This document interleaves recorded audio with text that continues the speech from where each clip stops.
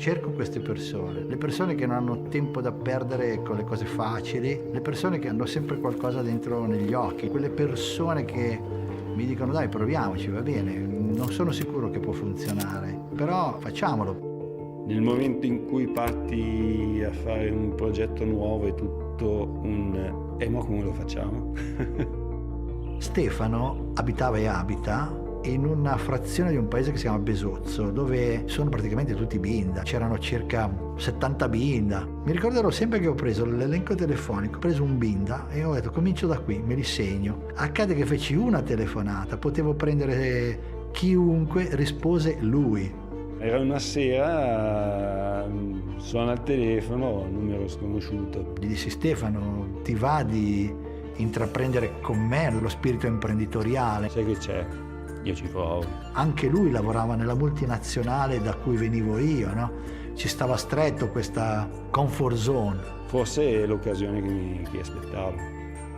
C'era un'affinità elettiva, c'era qualcosa che lui voleva e che io volevo e che insieme avremmo potuto portarci a casa assieme. Quando l'ho detto a mia mamma, è rimasta lì un attimo in silenzio, mi ha guardato e mi fa «Tite se mat, le mie al momento». Non era il momento, però sono 27 anni che siamo in ballo. Quindi il momento probabilmente te lo devi costruire tu. Con un po' di lucida follia devi cercartelo il momento e devi crederci. Io ho spirito d'avventura e lui il coraggio di seguirmi. E quindi io sono l'esploratore. Lui è, diciamo così, il punto su cui tornare. Siamo complementari in questo senso, la curiosità, l'intelligenza, eccetera, diciamo così, la pasta, la qualità del legno che abbiamo sempre condiviso. Faccio sempre l'esempio del mio gatto, no? Che comunque sia, lui è paurosissimo, però se c'è una cosa lui deve andare a vederla. Lui piano piano si avvicina, però lui deve curiosare, deve vedere che cos'è. Poi magari al primo rumore scappa, però... È un po', diciamo, quello che mi ha sempre guidato. La curiosità ti porta ad andare a vedere la cosa che non c'è. Vedo una cosa strana, la vado a cercare, non mi capita, non me ne sto mai sulla strada maestra. Anche quando vado in moto non si sa dove si va, non si sa quando si ritorna. È chiaro che se tu cerchi di vedere subito tutti i problemi non partirai mai. Quello che ti porti a casa è l'imprevisto. Parecchi miei amici vogliono venire con me perché succede sempre qualcosa, no? Che bella quella volta che è successo che si è rotta la moto e siamo rimasti sotto le stelle e abbiamo dovuto dormire sotto la moto. Sento bollire il sangue, no? Sento che lì c'è qualche cosa di energia. Ecco, forse energia è la cosa che vado cercando. Lo spirito di avventura è quello che mi è rimasto.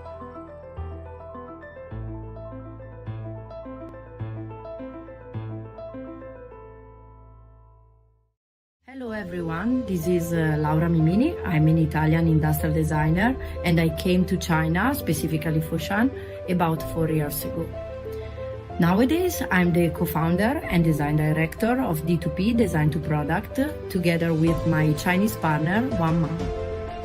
The goal of my company is to provide European and especially Italian design services to Chinese and international clients.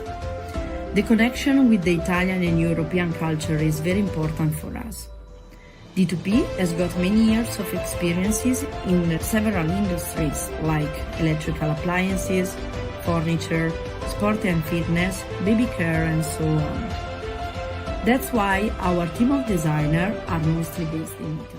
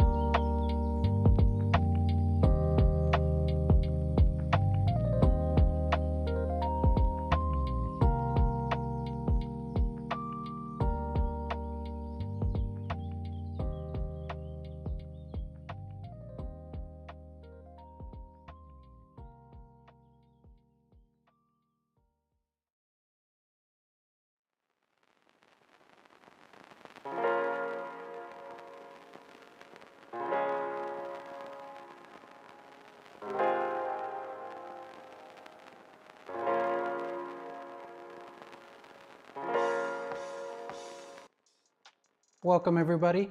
It's good to see you and have you here joining us today. Today we have a very special guest for a new talk, part of this whole endeavor of the IDES Awards. We also have the Universidad de las Americas from Ecuador. They are joining us today live from their university. Today we have a very special guest, which is Louise Kingan. She is a senior retail designer for visual merchandising at Bang & Olufsen, and she has been part of this whole journey of this awards, and she is helping us to better understand the quality and to give us the winners of the final judgment for this award. And we want to welcome her with big open arms, and welcome Louise. To be part of this. And it's been great so far as well to see projects coming in, great ideas in this world still be created by some of all these fantastic students. So all very exciting. Yeah, it's really nice to see how the projects are coming along, and some of them do really show a lot of potential that make us to see what are the possibilities of the future and how they're checking not only the simpleness, but also there are other projects who are taking on big problematics and are trying to actually resolve these things. And I really enjoyed that. But without further ado, we actually just have one last thing to do before we get started with your talk. The last thing we need to do is actually thank the very good sponsors that are helping us to bring all these things together. In this case, we do have to thank Design Wanted, Design to Product, D2P, Studio Volpi, Casina, Keyshot, and of course the big community of Young Designers India, who are actually helping us to bring this project and endeavor to more people for them to enjoy. I leave the mic to you, Louise. You can go ahead and share your screen if you like. Fantastic. Just bear with me 1 minute and I shall see if technology is on my side today. Hopefully it is. I hope you can see my screen in a second. Yes. I shall just go into presenter view so you don't see all the funny bits. Can you see my screen now? And a big hello to everyone. Yes, we Super. can. Super. As Jimmy just quickly presented, my name is Louise Kingan, and I work as a designer at Bang & Olufsen, which is a Danish high-end consumer electronics company that designs and manufactures audio products. We have a lot of in-house design departments. We have product design, software, e-com, campaign, store design, and visual merchandising. And when I first joined the company years back, I dare say, I was part of actually the brand campaign team. But today I sit in a completely different area of the company. I sit in the visual merchandising team and mainly designing window and in-store displays for close to 400 stores that we have globally. I thank you so much for joining me for this talk. And today I would love to spend a bit of time on introducing you to my journey as a designer, hoping to actually inspire you to trust in your own journey, no matter how clear or unclear you find it at present or further down the line. What do you want to be when you grow up?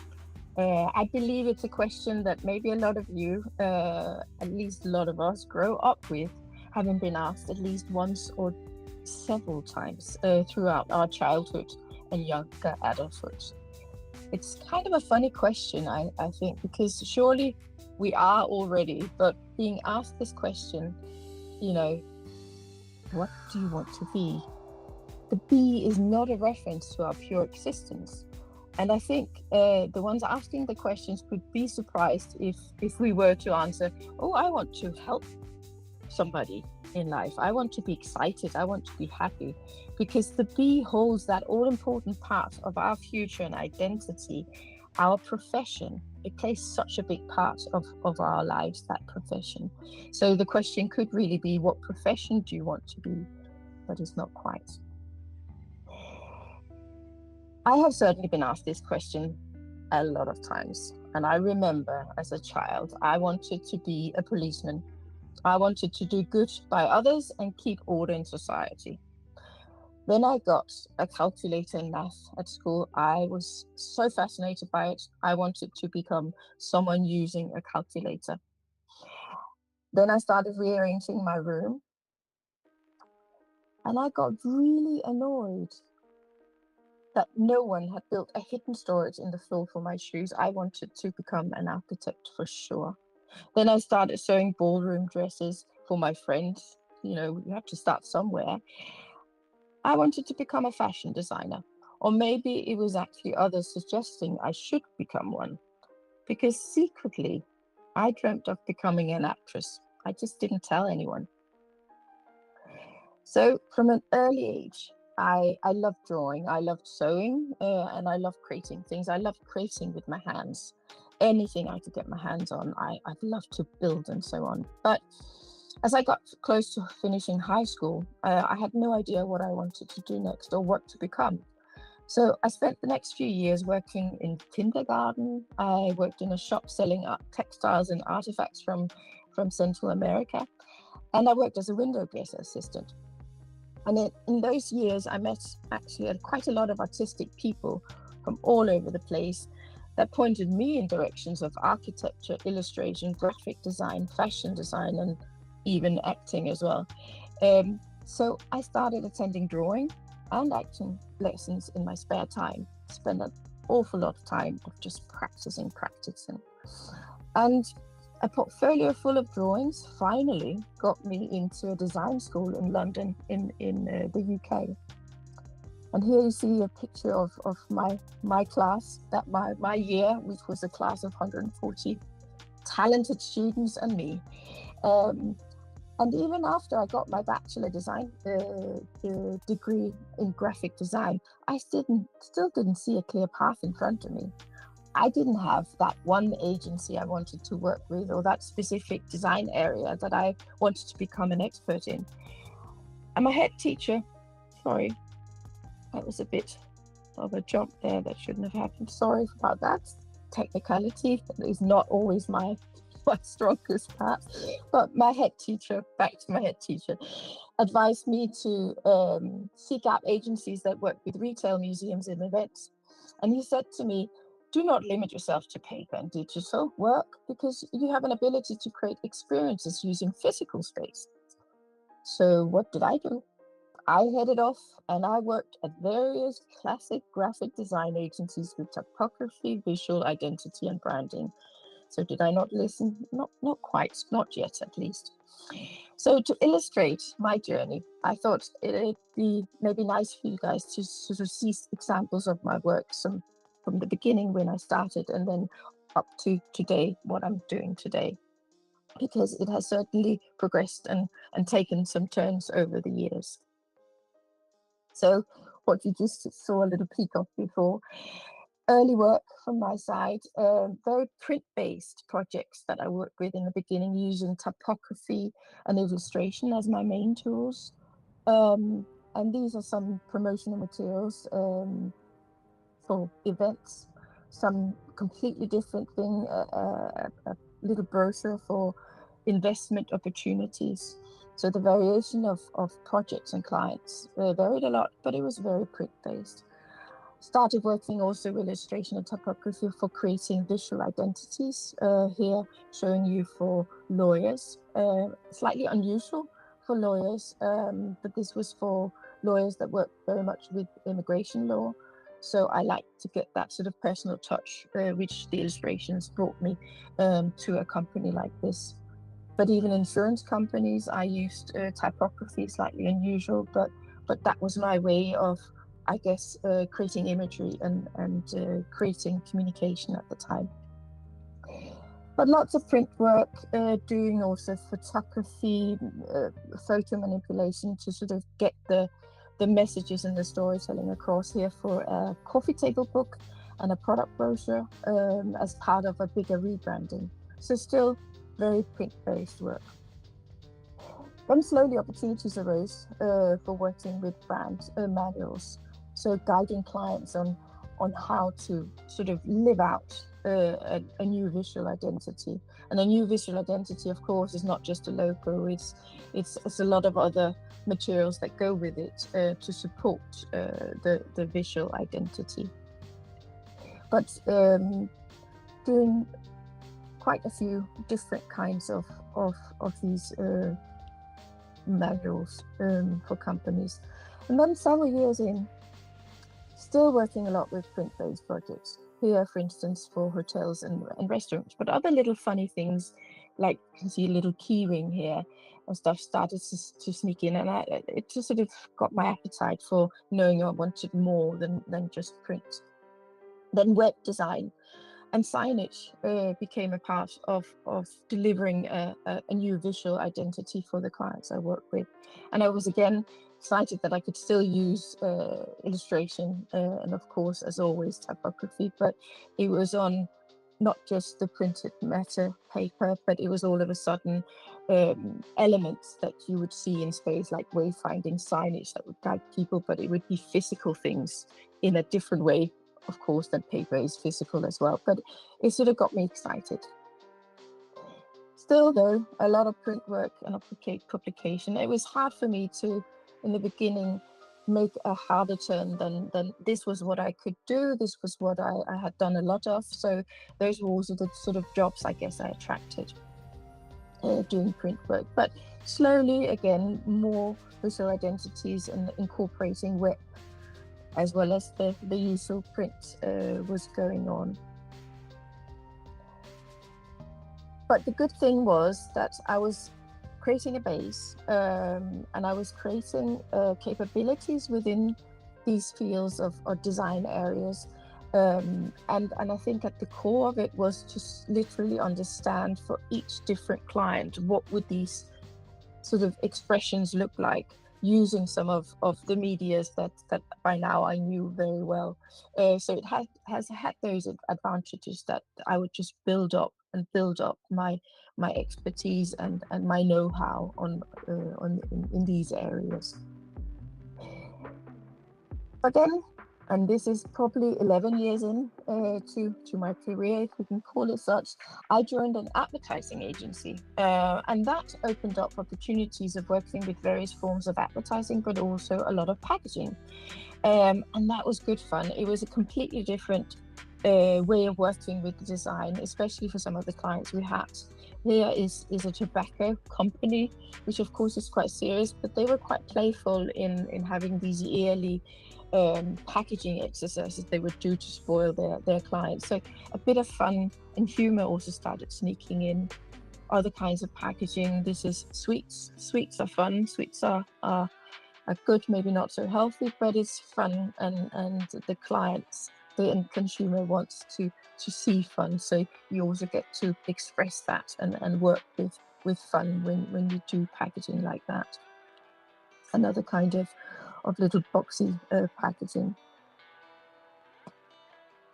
And in this company, interior and retail space design also started becoming part of my deliverables. Didn't know this, didn't see it coming, but it did, because I was joined by an interior architect, and together with her, I worked on strengthening the agency's capabilities and portfolio within the world of retail and commercial spaces, because that became a strategic move for them. So with that, there was a move for me as well that I hadn't foreseen, but a very welcoming one from my perspective. So quite excited by that. Here I'm showing you images from a conceptual interior design of an airport lounge, of all things, that was created and made to look like a home, a classic Copenhagen apartment, to make you feel home on your journeys wherever you were going in the world. And another completely different kind of client, an ice cream maker, rebranding of one of their special ice creams. So little by little, I was starting to work with actually what my head teacher once advised me to seek out, just that I didn't from the beginning quite. And only that it probably took me just about these 11 years to get there. But so far so good. A lot of things have gone in a direction that I hadn't foreseen, but that I was quite happy about and quite excited about. So at this point, I also started working with my own clients, which opened up a completely different set of scenarios and possible projects as well. Because when you start on your own yourself, you sometimes have to pull at friends and family, and do somebody know someone who could meet someone like me to design for you? And then I started to almost create a network, but a network from a basis that I knew very well, family, friends, but that expanded slowly and became more and more of a professional network, if you wish. And here's an example of a quite unusual project, at least for me at the time. This was a job where I was asked to create the theme and decoration for an amusement park ride, of all things, as well as logo and staffware and signage. So again, a completely different thing. And if you think a couple of slides back to from where I started out. Branding of a burger restaurant, why not?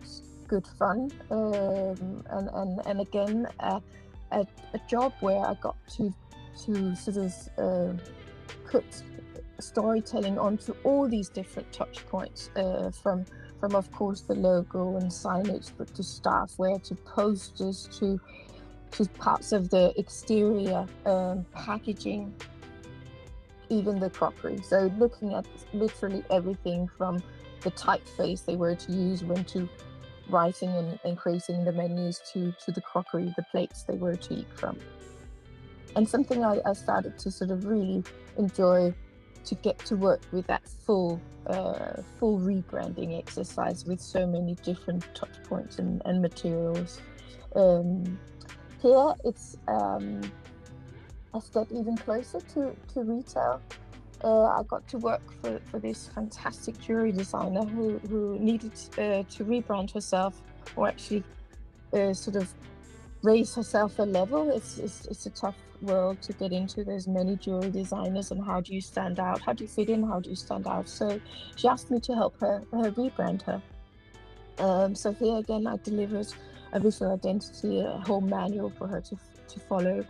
There was signage, there was website, packaging, windows, displays, and advertising. So I'm also now starting to actually benefit from all the things I've learned from that very beginning, even that was something completely, or not completely, but just slightly different to what I got to work with now. But it's all coming in handy, so to speak. Again, full branding exercise for this time a mixologist who was going to open his own cocktail bar. Fun job as well. Well, both for him and for me. So here I designed again everything from logo and stationery to promotional materials, the menu, signage, and even the space itself. And I just want to make you understand is that I'm still not an interior designer at this point. I still haven't been schooled in any of that. But I have the ideas. I can read a plan drawing and do, but there are other ways than just the fact that you've been schooled to do something, that can make you do something. Because if you have the ideas and you have the dream of doing something, things can happen, and you can always ask for help for those that can do things that you cannot self. So don't ever kill any of your ideas just because you think you haven't been schooled to do or to create in this design area at all. So from here, just to jump a little, I'll jump to where I am now, my latest chapter, if you wish. And that is, of course, I'm working for Bang & Olufsen, and I have been for the last 6 years or so. And as I alluded to in the beginning, when I joined the company, I wasn't in the team I'm sat working in today. I started out in our campaign team, so where our sort of general campaigns were created. But I was asked to come in and help them sort of bridge between their campaign team and their store design team, to ensure that our execution and storytelling in physical spaces were on brand and closely connected to any given campaign that we were running. And one of my first projects was actually then to design a Bang & Olufsen exhibition stand. And what I had to sort of get my hands on to were all the product and material displays. I had to gather all these different materials and plan for how to tell stories through materials on our products. General storytelling. There were in artistics, almost you could say, installation that had to be incorporated. There were sort of also product development installations that we had to display to tell the story of how, even something as simple as an aluminium ring on some of our products, how it would go through stages in the factory until it had the final shape. And as well as signage and print material I had to create for this exhibition stand. And of course, again, didn't do it on my own, all of it. I was working closely together with colleagues across functions and teams, and even with an external event design agency that, were all there and made it all possible and make sure that this could all happen, these ideas and dreams that I and all my colleagues had. And here's another project, which is also a bit more of a, well, it's an experiential installation, you could call it, that I created with a colleague for an event to promote a partnership between Bang & Olufsen and HP. We have quite a few partnerships and also collabs in the company, and depending on whom the partners or the collab partners are, we seize opportunities whenever they are and have to create all sorts of things. And for this one, it was an installation we had to create as part of a big event, Us by Night. If you ever get the opportunity to go to Europe and go to Antwerpen in Belgium, they have a fantastic event that is actually created for all of us designers, for inspiration, for wonderful talks from all sorts of people from all different kind of design areas. And we were there for helping to promote a new product for HP, a new computer for designers. So we were there to sort of get them hooked in and created this very inviting, so to speak, a container with a full-on experience, both sound and feeling, textures and so on. And on top of just this sort of installation itself, also had to support it with creating digital assets to be used for both companies and to promote the event and the partnership itself. And I also worked closely with a photographer on the filming and editing of a campaign video following this whole both installation, event, and partnership. And I'll just go to the next slide and I'll give you a little breather from my voice and show you this film that also gives you a bit of a better understanding of the whole experience and the installation.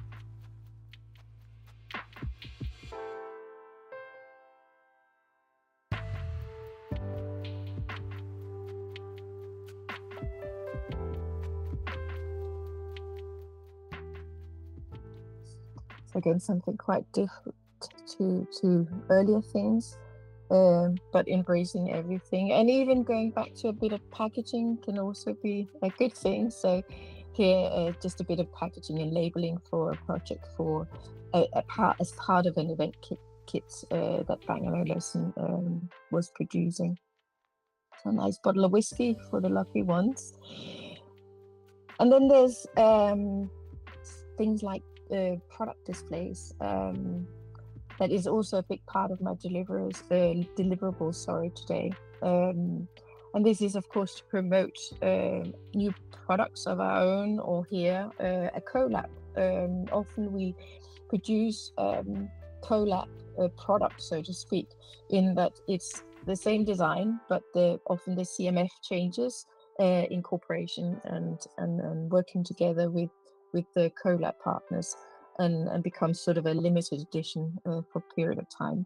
And they need a bit of extra elevation in our stores and partner stores as well. And then on to showing you what is today my main work area as a designer, and that is windows that I do for all the Bang & Olufsen stores in the company. And the interesting thing with this is, as you can see, both sizes of products changes, and the type of products changes. Everything from headphones to speakers to TVs is what has to go on, and there has to be told a story around these products for people to better understand them as well in windows. But the challenge I'd say I have here is, as you can see, it all seems to be one size that I'm showing you here in these visuals, but it's not. The real world has 4 different window systems, so different floor podiums, different backdrop things. We have 12 sizes, so different sizes.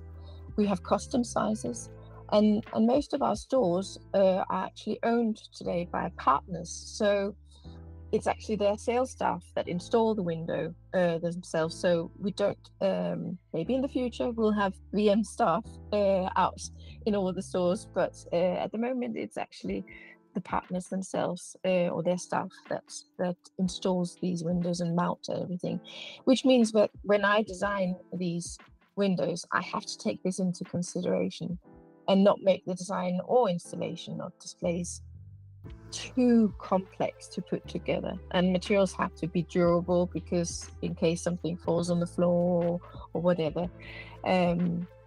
But it also makes it interesting. It limits things, but it also makes it interesting, and hopefully it also pushes me to become even better and clever as a designer. So, every day is a new day, and every campaign there is a new task ahead, also depending on what products we put on display.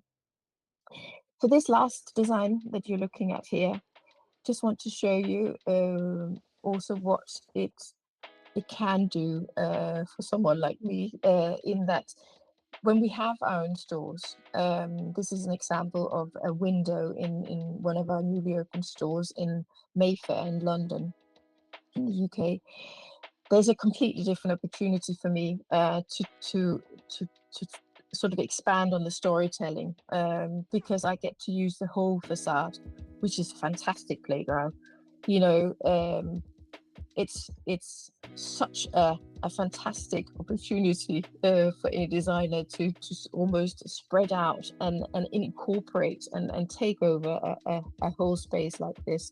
So it's a completely and very fulfilling exercise for me to do. So a bit of a shift, you might say. I think you might remember this little poster here as from one of the first slides I showed you. I mean, a bit of a shift, a bit of development, going from working with something like this to here, where I'm now. And who would have thought that? Not me, for sure. Though when I look back, all my steps somehow seem to have made sense. But it had also been a somewhat crazy journey, I think, with lots of uphill struggles, turns, doubts, and frustrations. And to be honest with you, feelings of being all over the place compared to everybody else around me, who seemed to be in the cool, know what they wanted to do, and just heading for it with fast speed. But yet I kept going.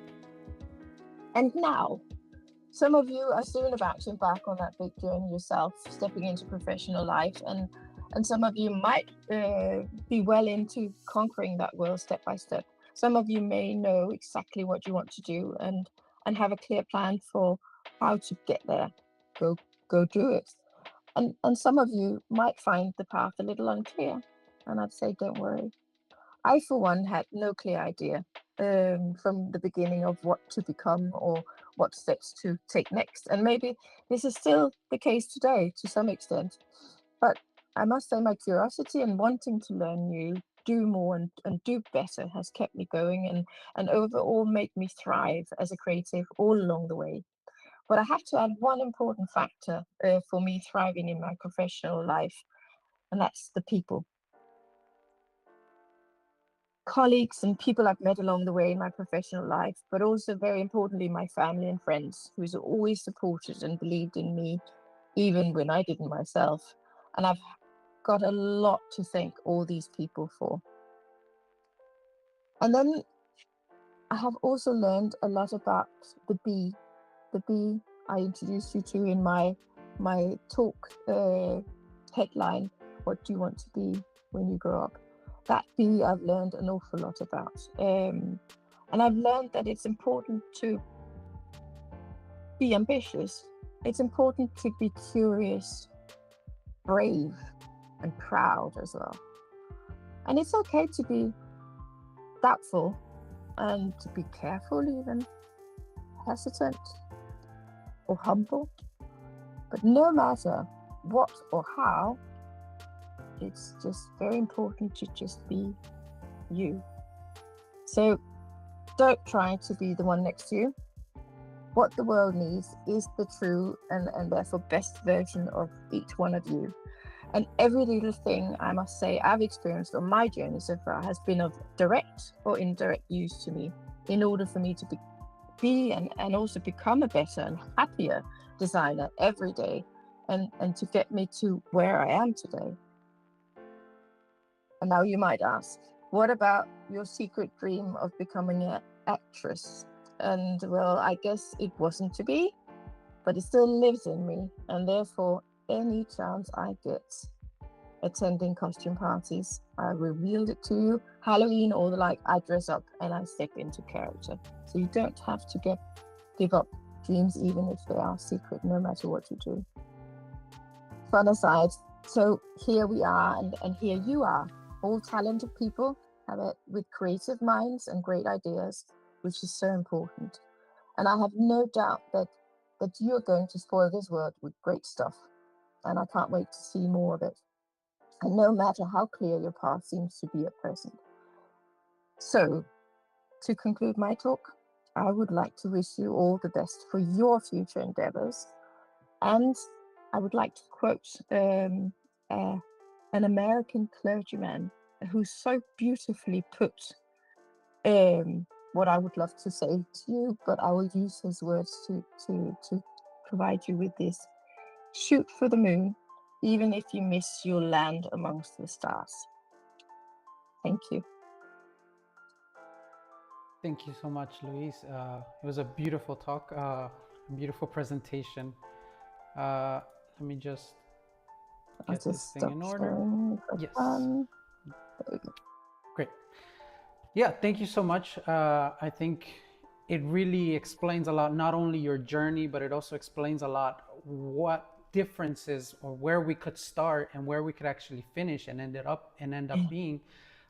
It gives us this opportunity, and it gives the viewers and the students that are with us today to understand that maybe at the beginning you might be completely something different, but at the end you might be something a lot different, but still within this world of design that I think we are all part of.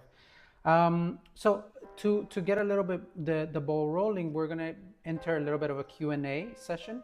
And I would urge the students that are watching us and the people that are watching us on Instagram and on YouTube to ask us any questions. If they have any questions, we would love to answer them. If the students have any questions, if not, I'm gonna go ahead and start with one of the questions here that I already have. Let me know, Juan, if you have any questions ready. I have already one. Okay, great. Do you hear me? Luis, do you hear him?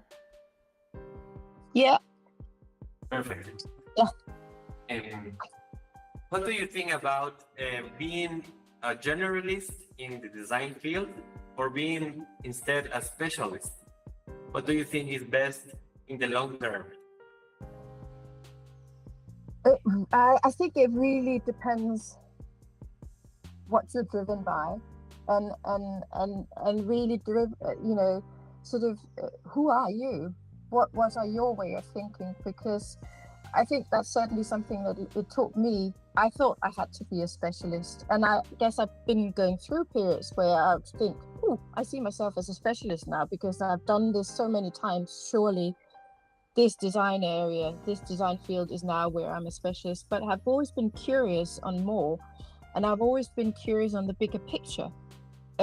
So you could see that as well. Is that then more of a general designer? I don't know if it is, but it certainly has made me, I think, a better designer, not having to specialize and just focus on one area, because I think by the end of the day, I would have been bored and I wouldn't have ended up doing or continuing doing great work, and be excited about the work. So it depends on who you are, would be my short answer to that. Both can be good. Great. Do we have any other questions, Juan? Or maybe a follow-up? If you're talking, you're muted. Just do your question and then we Okay. we Right. So from our side, we have a little bit of a question here. One of the things that we want to know is, how do you balance creativity from your commercial goals in virtual merchandising? So balancing that level of creativity versus what the marketing and commercial teams have as an actual goal.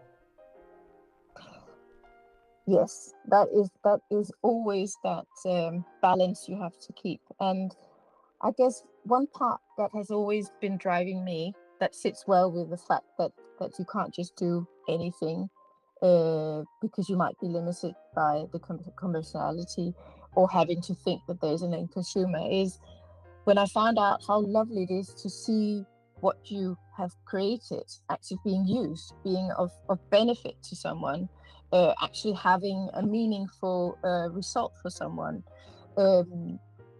Those two things went hand in hand with me as soon as I realized that, because you can still dream, you can still get crazy ideas and so on, and you should always start with just put the bar high, put the level of creativity, always put it sky high, because no matter what out there in the real world, you have to compromise, and you have to compromise for unseen reasons, not even the planned reasons, and the fact that there is a target audience or budgets are limiting you or whatever. There can be unforeseen things, but if you just always work with that in mind, that what would please you the most, just to create this wonderful idea you have and design it, and it's wonderful, but no one gets to see it or no one gets the benefit of it, or would you like to still do something fantastic and great and not see it as a limitation, that those compromises are there, and maybe even be challenged more by them, and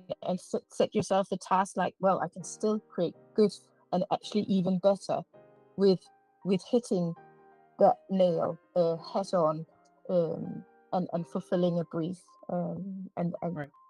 hand the world design they can use. Right. Yeah. I mean, it makes a lot of sense. Just trying to leverage those things, but always, like you said in your presentation, shooting always for the stars. But with that being said, I'm kind of curious. How do you mentor younger designers or people who are coming in from academia, like the students that we have here today? Because sometimes, and I think this is something that we all face, is that when we're younger, sometimes our ideas are very, very big and very broad, but as we are in the market, we realize that it's actually not as easy to make those crazy ideas because of limitations, of course. But what do you mentor these young students to do? Yeah, I mean, first of all, to keep thinking big and to dream big, because we need to think big and dream big, especially with a lot of the challenges we have maybe cost ourselves these days, and all the extra things we now need to incorporate sometimes in our design: sustainability, longevity, resources that are becoming an issue as well. But I guess that you could say there are three sort of ground rules to when you get an idea, or if you get a brief, and that is, what is it that you have to design? Why do you have to design it? And how are you going to do that then? So if you can start to sort of, limit yourself to just keep focus on these three things, and if you can answer those three things, then you're getting there, and it's easy to say things like that and keep it simple and so on, but there are just the things that if there's no reason for you to design this piece, then nobody will buy into it, nobody will use it, and what is it actually? If nobody understands what it is, then it's not going to go anywhere. And how you're going to do it, that is then the big challenge, and it's never you on your own. There's a whole world, and there's a whole world of resources, other people, and never be afraid of asking for help either, or ask for input, but just finding out how. So those are some simple steps to take, but definitely never stop dreaming big, and accept that parts will be peeled away along the way, but doesn't mean it won't be great. No, I think you said it correctly. I mean, those are important things of what we need to sort of leverage and understand why the existence of, or the reason of what we're doing. I believe Juan maybe has another question. You're muted. Yes. Okay. Can you hear me? Yes, we can hear you. So you just talk about challenges. So my question is, from your perspective as a retailer, can you give us any advice on how to face challenges of starting a project as an entrepreneur or as a junior designer? Yes, it's not an easy task, but it's a admirable task to do, and you should definitely go for it. If you have it in you, go for it and believe in it. And again, as I just sort of mentioned a few things, ask yourself some of these basic questions on, okay, what is it you want to start? Why is it you want to start it? Why is it the world need it? And how am I going to make this happen for myself? And therefore also, how is it going to come about, and actually end up becoming a thing? And it's never anything you should be doing on your own. Being an entrepreneur doesn't mean that you work on your own, but you have to protect sometimes your ideas. So there's a balance there as well. But definitely have a solid plan. Have some of the answers to questions other people would ask you. Why this is a great idea? That's a good place to start. Why is this a great idea? Why do we need this? And what would it make a difference? How would it make a difference? Why would it make a difference? And as soon as you start also asking yourself some of those critical questions, you'll find the answers. Because if you have the drive and you have the idea, who's going to take that away from you? And then ask for help. Ask other experts. Ask others who's maybe been through in something similar, who started their own company or had an idea that they ended up going forward with in the world, and all of a sudden maybe have a big corporation based on that one little project. Ask people, and you'll be surprised how many are actually willing to share their knowledge and their expertise. We have one question coming in from YouTube before we move on. How do you see the role of designers evolving throughout your career, or how have you seen their role evolve? It's funny to see when I look at people around me, because some of, for instance, I saw people recently that are doing something completely different. So it's in my case, it's varied a lot from designers coming out the same year as me, already giving up and saying, but this is not for me. I have all these great ideas. I cannot adapt to this commercial side of things or whatever is going on in, if I may say, the real world. It can seem tough and it can seem very different from being schooled. However, when I went to university, I think the approach to teaching was also different, and we didn't have computers. We had a black and white copy machine. The technology has changed, and I see that as well as a thing that is a change. It's a good change for a lot of designers today.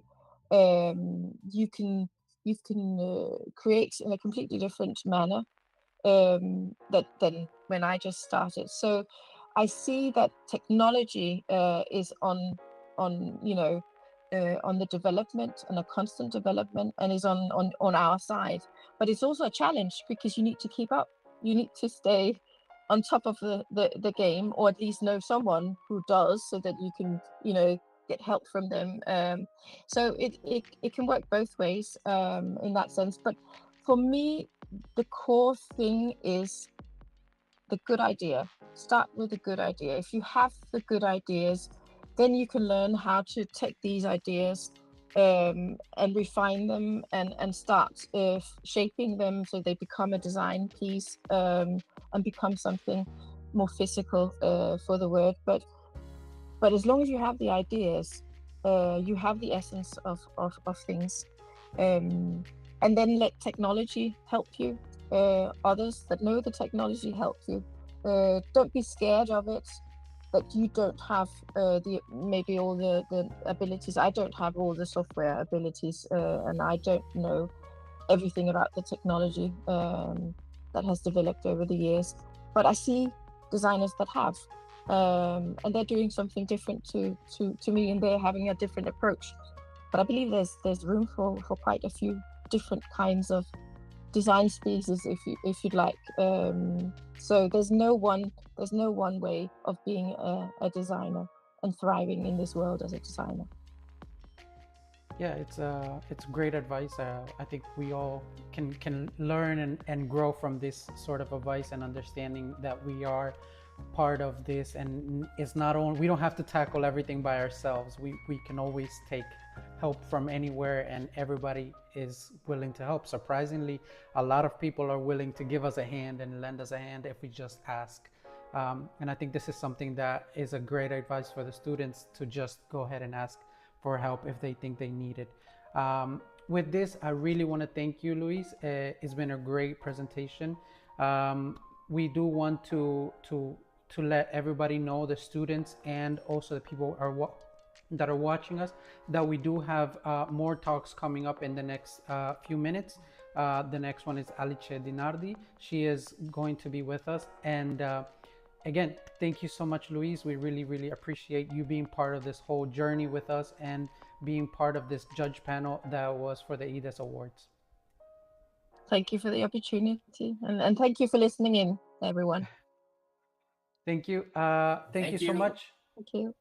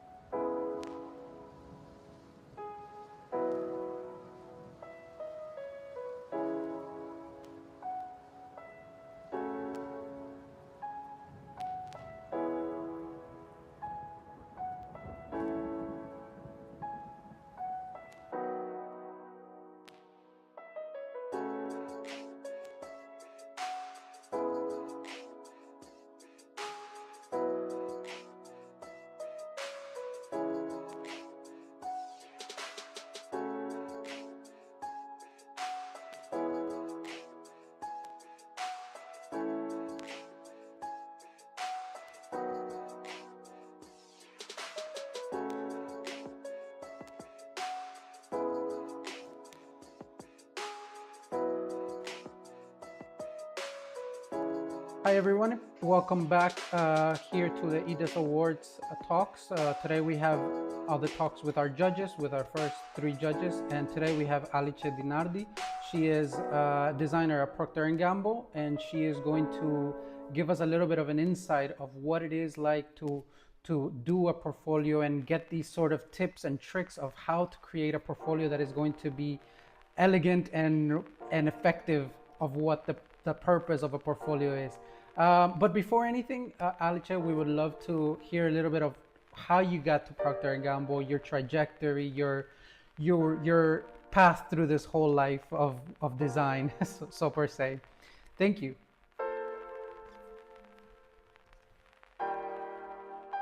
Because I'm Italian, I'm born and raised close to Milan, so I studied in Politecnico of Milano, and I did industrial design as a bachelor and then design engineering as a master course. And as I was writing my thesis, I was actually working with a company which is called Haier Group, and they design major appliances. So I started there my very first job as a designer, and I had a chance to see a bit of industrial design, but also UX, UI, and graphic design, because we saw the full aspect of a big appliance. And then after that job, I actually moved to Switzerland for a year, working for Nestlé as a packaging designer. I was working in the coffee category, so we were exploring concepts really far out, trying to expand the horizons of this category. And 1 year later, that's when I actually joined P&G. Now I'm located in Brussels, in Belgium, and I'm an innovation designer for the fabric care category. What we do there is designing not just the packaging of the fabric care category, but it's also the scenarios for the future. We think about the trends and try to understand what the future will look like and what the experience of consumers will look like in 5 to 10 years from today. It's really interesting actually to see and to hear about designers of what they're actually do, because we often hear of designers thinking of the future and thinking 4 years ahead, but you never actually see the person that's actually designing these sort of futures that we don't picture yet. And it's interesting to see, and we love to hear a little bit more about it if you can a little bit later on. So if you without further ado, if you like, we can go ahead and start the presentation. We would love to go ahead and start. This way we can have time at the end for some Q&A. I'll give you the word, so go ahead. Whenever you want to share your screen is perfect.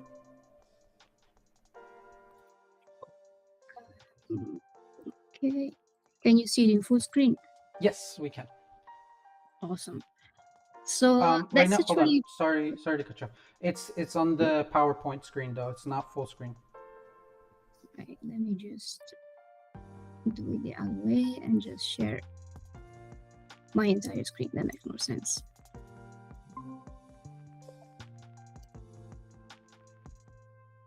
You should be seeing nice now. Yes, now it's full screen. Perfect. All right. Perfect. So I think that the little intro, it's got actually a good bridge with the presentation, because as you can imagine, I had the chance to actually go through a lot of portfolios myself. I had to design several of them, and I made a lot of mistakes on the way. So I would love to share with you all the great insights that I got from professionals and colleagues on how to make it a little bit better and a little bit more effective, so you can avoid make those mistakes in the first place. So just for you to know how the presentation is gonna flow, first I wanna set a bit the ground on what's the purpose of a portfolio. So why do we do that? And then the 5 big mistakes that I made. Then I'm just gonna give you a few more tips and tricks to make sure you do it in the best way possible. So the very question is, what's the portfolio for? Because sometimes we just miss the objective. And the real goal is for us to get an interview. And that interview then is gonna enable us to get the work that we really are going for. So it is the first impression of you, of your work. It's your business card. So it presents you as a designer, which type of designer you are, which type of designer you want to be. And then it shows also what do you like, which are your passions and interests. So it is very important that when you think about your portfolio, then you think about the story that you're saying. So before jumping into aesthetics, before making this the prettiest and nicest portfolio ever, just think about what do you want to say, and think about the structure and how you're going to go through every project. One structure that I find pretty effective, after of course the cover, just dedicate one slide to your presentation. So the key elements that you want to present to the person that is reading, it's a little bit of a curriculum in a sense. Then you start with the main project that you want to share. And then if you have any, it's good to have some side projects or passion projects, just in one slide, like a mood board or something like that, to present also the things that are, again, design related, but they are just a passion of yours. They don't need to be a full project or anything. Remember to close the portfolio with a contact page, because you want to make sure people know how to reach out to you. So put the email, if you have a website, anything that is relevant to reach out to you. So the 5 big mistakes that I made, I want to make sure you don't do them too, because they are pretty important. The first, which is the most important of all, is going for quantity versus quality.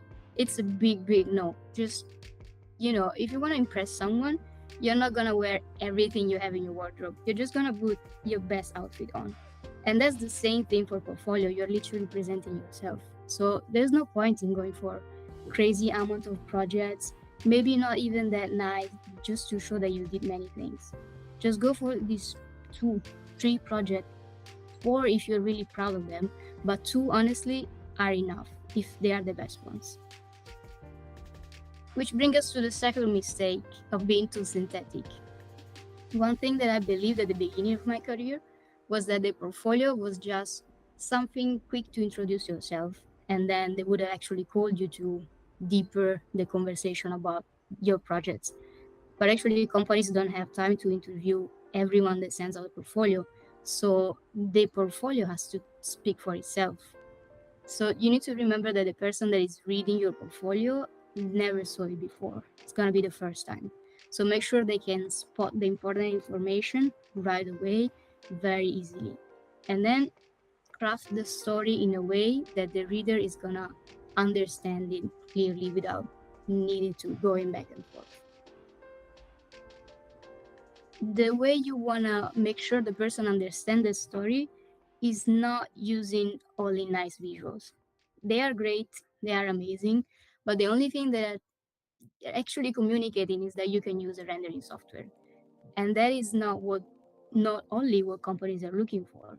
They want to understand the process, because they're not looking at your portfolio to buy the product that you designed or to produce them themselves. They don't care about the project itself. It's about the methodology that you applied in that project. So make sure you are showing clearly your design thinking. So the thing that you wanna make sure to show is, first of all, the context. So which is the area of interest you are actually working on, and then state very, very clearly the problem that you want to solve. Why is it important, and what's the problematic behind? Then one thing that is often missing are the design decisions. How did you got there? Don't jump from the problem to the solution. I know that you didn't get the solution in just one shot. That will be either because you're being too fast in the process or because you're absolute genius. And I hope you are, but there's a process that you follow. You create very, very different concepts, and then you take very good decisions, not randomly, but because of very good reasons. So show them. Show your ugly sketches. They are ugly because they were your thinking process, and they are meant to be ugly. That's okay. Don't be ashamed. They are really showing the whole process, and that's perfect. And then you can show the solution with all the beautiful renders and describe how the solution is solving the problem that you stated at the beginning. At the same time, you don't want to overload the portfolio with the information. It is still a way of communicating a message. So try to be sharp and don't put things that are not relevant. I've seen some portfolio with very long description, probably from ChatGPT. They were too articulated, too confusing. Be sharp, go straight to the point. A good habit is to put just one message per slide to be sure that that content is passing through. On another level, make sure that your content is readable also as a layout. Make sure there's a good contrast, the font is not too small, the font is not too complex, and also that the image is in a good resolution. Otherwise, it will look like you didn't put a lot of care in your portfolio. The last one of the big mistakes that I did was to focus only on my hard skill. The hard skills are those skills which are related more to practical things. For example, all the softwares that you know how to use, the prototyping skills, and so on. Those are the skills that you learn in courses in university, and they're great, and it's important to show them. But together, you're actually learning some soft skills. Maybe you're not fully aware, but these soft skills are super important. This is a very small list of what these skills are. For example, time management. I'm sure you all developed some time management skills during your project courses. Design thinking, of course, teamwork, storytelling, there are so many others. And these skills are even more important than the hard skills, because there's always a time or a course on LinkedIn, on YouTube to learn the hard skills, but the soft one takes time and practice. So make sure that you are explaining and showing how did you use those skills and how you actually develop those skills during the project. So now we go to the final part. There are actually some small tips and tricks that I would like to share. The first one may sound simple, but it's actually about PDF. I know PDF is boring. Everyone wants to have a super cool website, and I agree, it's super cool. But the problem is that it's actually leaving the freedom to the reader to go through the projects they want. But there are some projects that are more relevant for the position you're applying for than others. So you want to make sure the recruiter is looking at those projects. The only way to get the control back on what they are looking at is to prepare a PDF.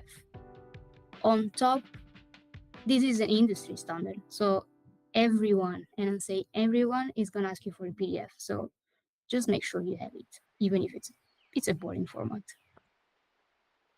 This is a question that I love, that I use a lot, not just for my portfolio, for my project, also during my day-to-day tasks, is to ask myself, so what? So when you put some information on a slide, you put nice visuals, nice description, try to ask yourself, so what? Because if you're not able to answer this question, it might be that your message is not passing clearly, or it might be that you don't know exactly what you want to say in that slide. So just think about it and then try to be more intentional. So what do you think the reader should get out of this slide? And then be very clear and sharp in communicating in the slide. Then is to adapt your portfolio. I know that is not something you want to hear, and it is a lot of time consuming and effort consuming, but when possible, try to adapt your portfolio to the position you're applying for. Because it may be that you have a project somewhere in your deck that is more relevant than the one you have in your portfolio right now. So just switch it, make sure you include it in, because it's gonna be a great enabler of conversation during the interview that you will get. And then one good trick that I would use is always check the website, the social media page, and read very, very well the job description on LinkedIn, on whatever it is, and look for those keywords that are more recurring. They are probably relevant for the company and for the position. So make sure those concepts are actually appearing in your portfolio, because in this way you will look more in line with the company and more in line with the job. So if the job description is talking a lot about the team, teammates, teamwork, team effort, make sure those part of your job in your project is highlighted. You were a great team member, and it has to be super, super clear. The last one of my favorites, it's copy with pride. Now, I'm not saying to copy and paste, okay? But there's not even to reinvent the need to reinvent the wheel. Honestly, there are so many portfolios just on Beyond's website, Pinterest, wherever you want to check out. Let those portfolios inspire you. Not only portfolio, but anything around you. Just observe, learn from the designers, from their portfolio, and just mix, match, and do your own amazing portfolio. So copy with pride. That's the best way to get something new and unique. Cool. So if you have any questions, I'll be super happy to answer about portfolio, or if you have questions about corporate world, I'm happy to answer to those too. Thank you, Alice. It's really interesting to see how you are proposing these sort of mistakes that you have happened through your life as a designer and through applying to jobs in different locations. And I think I assimilate myself in these sort of mistakes, because I also did a lot of them while I was younger, and I think many designers do the same. They have these sort of mistakes that they do. But with that being said, we do want to ask the students at ESPOL if they have any questions.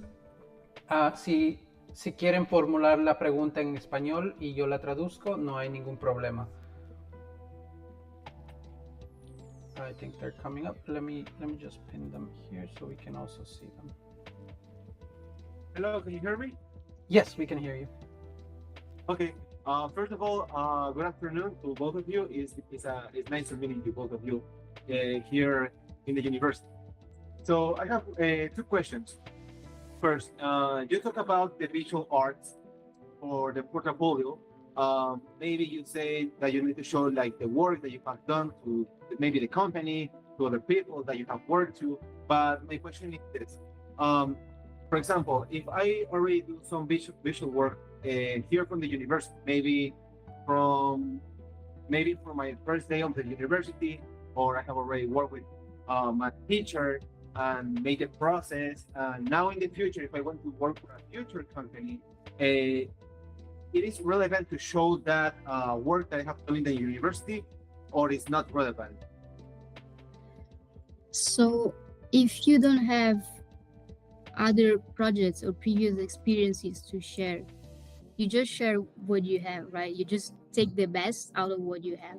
So even if maybe the university projects sometimes are not as developed as the company wants, there is always something interesting, which is more in the process. So what is interesting to see, even if the project is not amazing, even if the project is not life-changing, it doesn't matter. If it is showing the design decision that you made, that is showing that you can take decisions in base of the scenario, the context, the problem, then that is relevant as well. That is very important. Okay, so I have another question.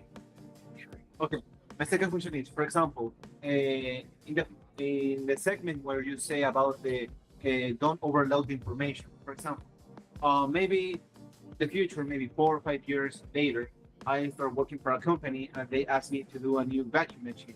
So in my portfolio, I don't have to put too much information like you said, but maybe information about how the vacuum machine works, the pieces that it used to, the pieces that are need for the vacuum machine to work. Are those things also necessary, or is too much information for them?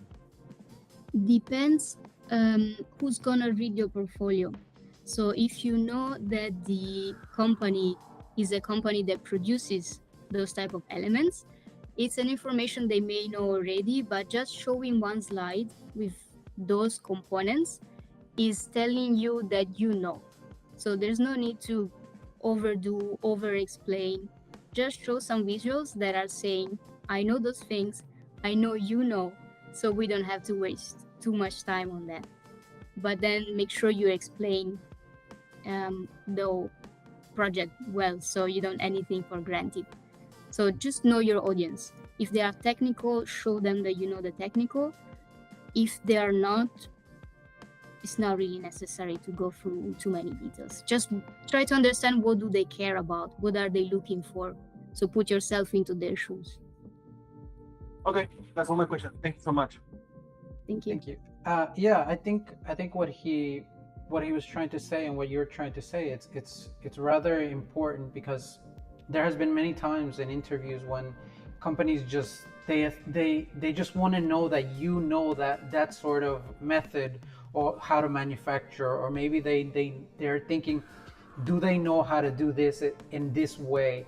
And if you're able to just show them that little bit, just to tell them, look, I know, then they actually get a lot of happiness knowing that you're not ignorant in that sense. But going with this, before, if anybody else on YouTube also has some questions, or on Instagram also has some questions. Actually, we do have one from YouTube. Let me see here. For the interview, in a professional context, how would you suggest students go about sending their portfolio to companies? So how would you suggest that students send their portfolios to companies? Yes, that's a very complex topic in a sense, because it depends from the company. So, for example, I can share the experience I had in Procter and Gamble and the one I had in Nestle. They were very, very different. So in Procter and Gamble, they have an extremely structured hiring system. So even if you send them your portfolio, they are not allowed to look at it or to evaluate it. So they will see it, but they will not be able to do anything with it, because you need to apply to a position, you need to pass a test, which has nothing to do with your skills, but it's more like a personality test. And then if you pass that, then they are allowed to check your portfolio in a critical way and say, yes, we want an interview, no, we don't want an interview. You are still allowed to reach out on LinkedIn, send it and say, what do you think about it? That is totally allowed. They are most likely they're going to be happy to help you if they have the time and availability, but they cannot hire you that way. Some other companies are a little bit more flexible, so you might get an interview reaching out directly, but just reaching out and asking, is there a possibility, an opening right now? Is there an opening going to be in the future, or can I just share with you my portfolio and you tell me what do you think about it? Do you have suggestion? That is always welcome. You can do that anytime. Yeah, it's sort of interesting because multinationals like Procter and Gamble actually are very structured, like you said. I know that they have that test, the mathematics part of it. That is, it's an amazing part of the test that I have heard before. There's many horror stories on the Procter and Gamble exam. But it is part of the interview process in many of these multinational companies, and I agree with you. I think knowing your audience, I think, is going to be helpful. If anybody else from ESPOL, from the university, has any more questions, we would love to answer them. Yeah, well, my name is Carlos. I want to ask you about what's your most difficult interview you have had. What tips you have for presenting your portfolio? If you have any, what's your experience presenting your portfolio? If you have what difficult, if you had a difficult experience, or it was easy experience. I want to know how was the experience? Sure. I would say the most difficulties I had during the interviews talking about the portfolio is when I had projects I didn't believe in. So they were asking me to present, talking about the portfolio that I delivered myself and I made myself. And I was the first one not believing in one of those projects. Uh, so you put yourself in a difficult situation. So that's why I think it's really important to put only the project you think they are the strongest and you believe in them. So you believe in the process that you followed. And I think that there's not really an easy one, I have to say, but you can prepare yourself, right? So one thing that you can do is to try and understand on internet, there are a lot of informations. There are a lot of spoilers as well. Sometimes there are literally the questions on the interview. And there's often a methodology they follow, especially big corporates. They use either the star or the car system. You may want to check that out. It's just a way of answering questions. So first you give the context, then you give the action that you did and the result that you got out of it. So if they see you always answer in this structured way, they're gonna see you as an organized, well-structured person. So that's an advice I give you. Just look before the interview, whatever you can find on the web. There are a lot of things. Thank you. For sure. Any other questions? Los chicos de la school, si el inglés se les dificulta, también pueden preguntar en español y yo les traduzco si es que ustedes se les dificulta preguntar en inglés. Pero si es en inglés, mejor. Yo tengo una pregunta sobre...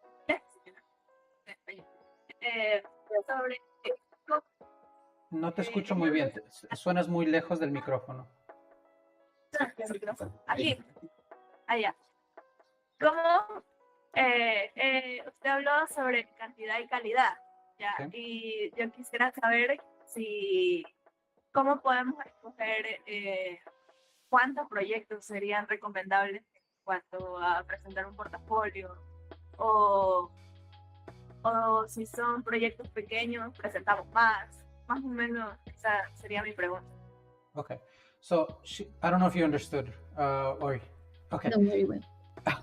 All right, so she's asking you about you were talking about quantity over quality, and she wants to know if you have any advice on how many projects they can actually put in their portfolio, or maybe they have sort of a smaller project so they could put more, or they have a bigger project so they could put less. So she wants to know what is your sort of recommendation on how many they should put. Mm-hmm. There's not really a number, I would say. So it depends. If you have like a small one, you can put 2 of them rather than just one long one. That's okay. Try not to go too far. So usually what I think it's fair is to have 3 good long projects. That one is a good average. If you have 4, that's fine. More than 4, I would say it's a bit too much. Also because companies don't have so much time to go through it. They tend to go a bit quickly. So if they are too much, they're gonna get a bit distracting, missing the point. So I would say 3 and 4, it's a good one. Gracias. Y si tengo otra pregunta. Claro. Sobre entonces ahí dependería la cantidad de páginas con esos portafolios, con esos proyectos. Ok, entonces ¿quieres saber cuánto sería tipo un máximo de páginas? ¿Algo así? Sí. Okay. Un máximo de páginas. So she wants to know more or less just a suggestion of sort of how many pages her portfolio should be. I think with 3 projects could be 100 pages, could be 2, you know. So I think that's what she wanted to make sure. Yeah. try not to limit yourself to a number. So suggestion is use the pages that you need. And if try not to go too long, but honestly, if you put like 3-4 projects just to say the story, it will not take you too much. I think like you will get to a fair amount of 30-40 slides. But you're gonna feel it. You're gonna feel if some slides are absolutely useless, and you're gonna be like, okay, I don't need this one. Ask yourself the so what question. So if you think that slide is not answering that question at all, just remove it. So just the necessary things. You're gonna understand like when it's too much. Ok. Y una última pregunta. Sobre la persona, o sea, yo he leído que se le pone tu personalidad al portafolio para que la empresa como que te identifique como tu marca. Pero no sé si es dependiendo de la empresa a la que vayas a aplicar o de verdad crearte como una marca personal y en todas identificarte así, todas las empresas. Okay, so there is this thing where a lot of the students are trying to create a brand of themselves, so they are more recognizable. And she is asking whether it is that sort of thing she should do, or it really depends on what company you are sort of sending your portfolio to, because I assume some are not going to appreciate you making yourself sort of this brand identity, and others are going to appreciate that a lot. So her question is that should she use that brand identity about herself? So I don't believe it's ever going to be a negative. If you have it, it's a plus. I mean, people are going to understand your personality right away because you are branding it yourself. If you don't have it, that's totally fine. For companies, at least, it depends what are you looking for. For companies, you don't need it because companies have their own identity. They have their own values. They have their own way of doing things. So they want to know whether you fit or you agree to those values. So if both of you are compatible with each other. So you don't need your own branding. If you want to be a freelance instead, well, then it's super important to have your own branding to be able to sponsor yourself. Also, maybe in agencies, it could be a good, but I don't think it's a must. Okay. Then, before we continue with the questions from the university, we have a question from YouTube. They wanted to know, would it be a good idea to write in your portfolio your weak points or show the weak points of your project? This way you show that you have a critical view, and it could be, or could this be counterproductive? Depends how you do it. You gotta be, if you wanna do it and take the risk, be smart about it. Because it makes totally sense. Sometimes you have a project that you did at the beginning of your career university, and now 5 years later, you think it's terrible. And that because now you would take different decisions. We all been there. We all wanted to redesign our designs. So there's no time to do that. So it makes sense to be critical about it. That's totally okay. But be smart. So be pro-positive and say, give the context. I think this was a criticality then. So now I will do this for that reason. So show your growth that you can do it. Giving your weaknesses, like for example, in the portfolio page, in the curriculum page, I'm not sure. Again, try to be smart. So one of those weaknesses that are like I'm perfectionist. I don't know, one of those were not really negative things. I wouldn't say like I'm not a good team worker or something that could be problematic. I would avoid those. Great. So let me ask you another question here. What is a relevant time that you think you should take to make your portfolio? But let's take into consideration sort of this student side. How long should you take to make your portfolio as a student? That's a very good question, in the sense that I've been one of those that were never happy with their portfolio. So I got to a point where I'm like, you know what, I'm just gonna send it out because I want a job. Like I want to get an interview now. Yes. So I cannot really give you a timeline. It also depends how much of a perfectionist you are. I know making a portfolio is honestly always a drama for everyone. Like, or my colleagues, we all share the same problems. You always want to redo your designs, and you're gonna change layout every single time you do it because now you will make it prettier. Just try not to overthink it. So when you understand you're just exaggerating, just stop it because you went too far. Yeah. Don't overthink it. On that note, changing a little bit of topic, I would love to get to know a little bit more of the work that you do sort of at Procter & Gamble. And of course, there's a lot of things that you're not able to share with us due to NDAs, and it's completely understandable. But I would love to see what you can share with us to know a little bit more about what it is like to work in these sort of multinational companies that are worldwide. Go ahead. Yeah. I would say, despite of the fact that multinational may have similar structures, the role of design is not the same everywhere.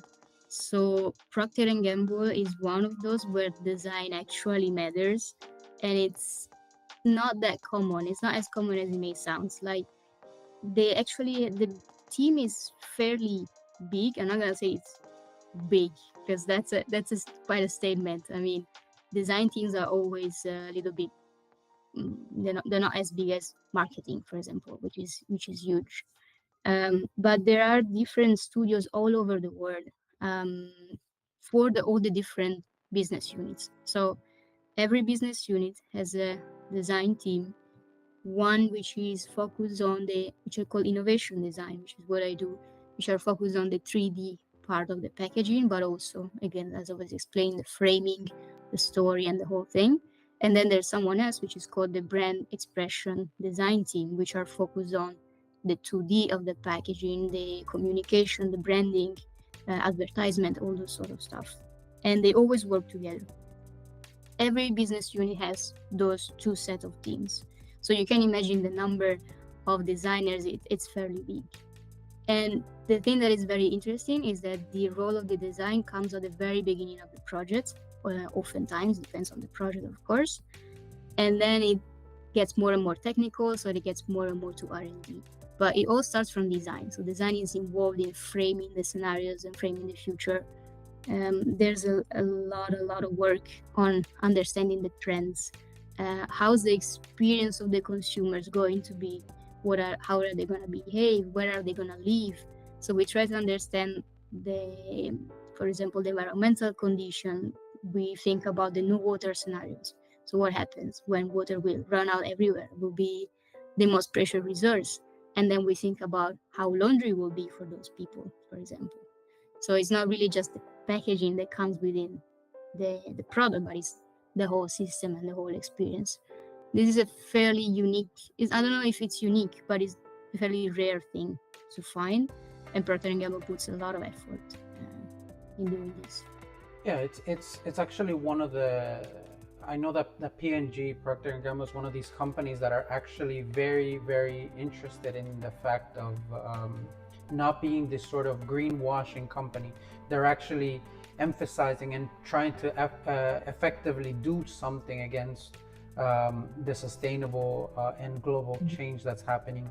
So I think that having jobs like the one that you have actually pushes this sort of boundary of the things that we can do and we cannot do, and it's interesting. Let me read here one question from YouTube. Do you have to integrate AI in your workflow today at P&G, or how do you see it being used around you? Yes. I was actually surprised the AI question hadn't come up yet. Yeah. We have no choice. I mean, we need to keep up, and management is really, really clear about that. So because of confidentiality, we are not allowed to use the regulars AI platform, so we cannot use ChatGPT, for example, but we have our own. So they really put a lot of effort and invested a lot in having our own ChatGPT version, and also we have a version for images and videos. And we are highly recommended to use as much as possible AI in everything, not just design, but also in marketing, R&D. We try to use it, just be creative about it, because they want to know also new ways of integrating into our workflow. That's really interesting. Actually, I didn't know that there was sort of this. I knew that companies were not using it because ChatGPT is completely public, but I didn't know that they were actually actively encouraging to use these things internally. And it's really good to see that Procter & Gamble can still have this sort of innovative. We're in the modern future. We need to use these sort of things. But can you give us sort of an example of how you have used, or what was the last thing you used for? Yes, there are a couple of very interesting ones. The ones that I personally find more interesting, well, one obvious one is to write a concept, right? It's how do you write it right and in a catchy way? So you just drop it in a chat in an ugly way and then spit it out in a more consumer point of view type of concept. That is the easy, low-hanging fruit type of use of AI. But one that I found super interesting is when we do consumer researches, and it's something that we do super regularly, like almost twice a month, I would say. For example, maybe we're working on Teams. So because maybe we are remotely, or we recover the session, and then we are recording the script with Teams. We ask AI to analyze the script and try to understand which were the feelings that person was having, the reaction they were having to certain concepts, which were the words that they mentioned the most about this concept. So we try to get key insights that maybe because you don't have this mathematical mind, you tend to lose those patterns, but AI is going to catch on it. So they're going to give you maybe something that you didn't see. Or in other cases, this is a little bit more tricky, but you can simulate what a person is going to look on shelf with different artworks. So you have like 4 or 5 different artworks, you just change them and you ask to AI, what are they going to notice in this one or that one? And their AI is going to be able to tell you, probably with this artwork, they're going to see the brand more. In this one, they're going to see the benefit more. So there are also some way to forecast, but that's a little bit more tricky. You always need a validation of the actual consumer there. Interesting. It's a new ways of how AI is being used at sort of these multinational companies. And having worked at Nestle and Procter & Gamble, what is the biggest difference you see between these two companies? Like the workflow, the ambience, the working there. What do you see that's completely different? Or yeah, so at least in the business unit I was in Nestle, there was not such a design structure. So design thinking is at the base, not only of design, but also of the business of Procter & Gamble. So when they do business, they use design thinking methodologies, which is very interesting. While in there, it was in Nestle, in that specific place where I was, I'm not going to generalize, but there where I was, it was more of a classical R&D setup. So it was very technical, very structured way, but there was not a lot of confidence with the design thinking. So we were a bit alien, tried to influence the R&D, but didn't always work out as well.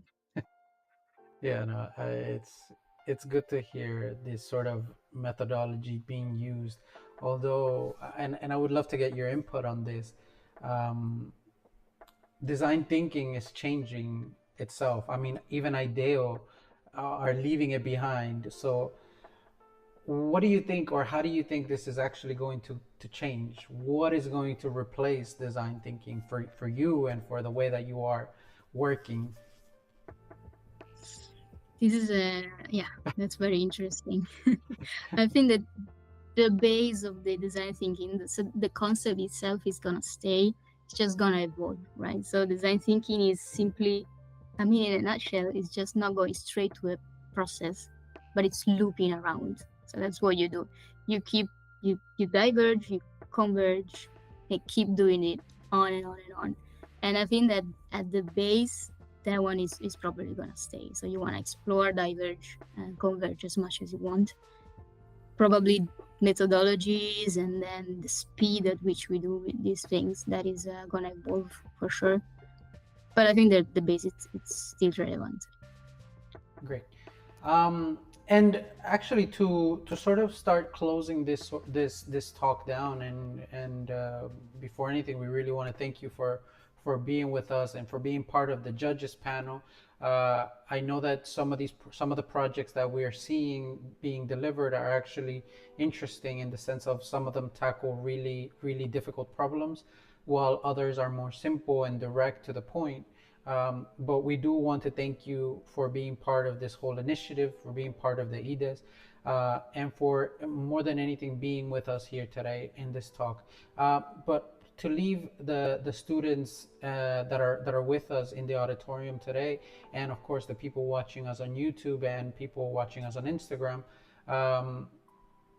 we want you to give sort of this last one sentence advice for young designers. I would, if I have to pick one, that's really hard.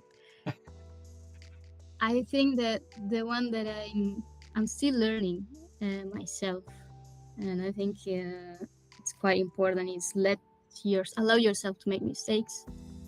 It is okay. So don't think that the first job is gonna be the one that defines your career. Make a mistake. Just go try. You don't like it, you're gonna learn what you actually enjoy, what you actually don't. Go for your second mistakes.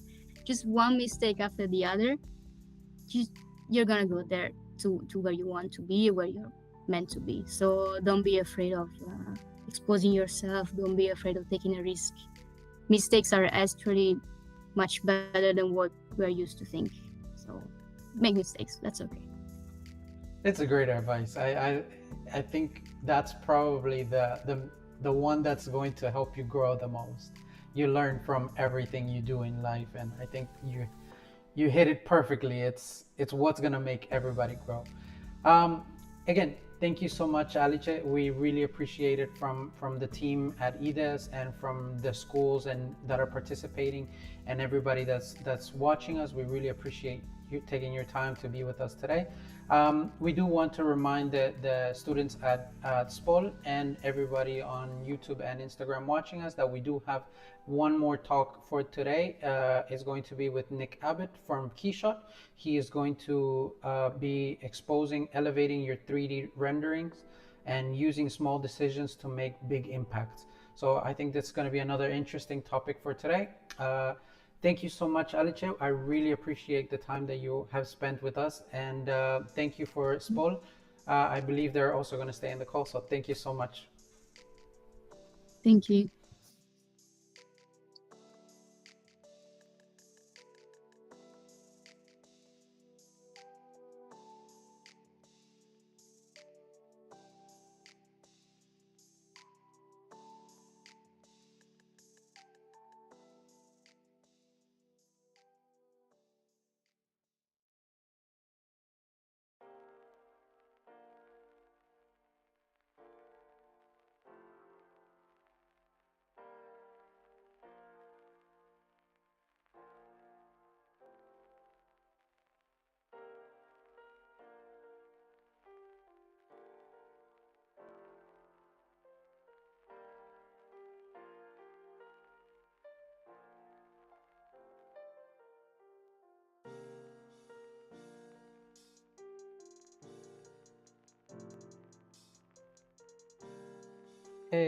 José Luis,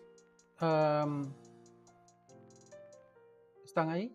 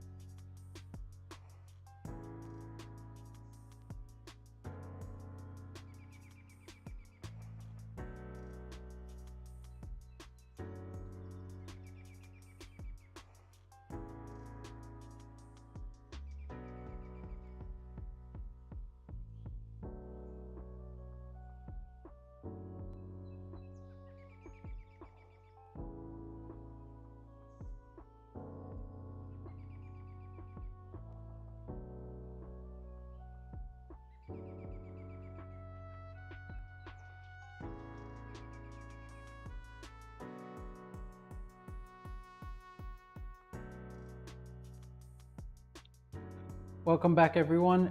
Thank you for being here with us. For the people watching on YouTube and on Instagram, thank you so much for joining us. We continue today's long session with designers and people from the world of design, and in this case, the people who are helping us to be part of this IDES Awards. And we have one special guest who is part of our judges panel, Nick Abbott. Who is an program manager at Keyshot in the section of education. He will be telling us a little bit more about what he does and what he has done through his work now and his work before. And he has also done collaborations with renowned companies like Bang & Olufsen, BMW, GoPro, Intel, as well as other companies that he has worked with. So if you can, more than anything, welcome you, Nick, to here and to be able to talk to us. Thank you so much for being here. Please, if you can tell us a little bit about you and how everything came to be.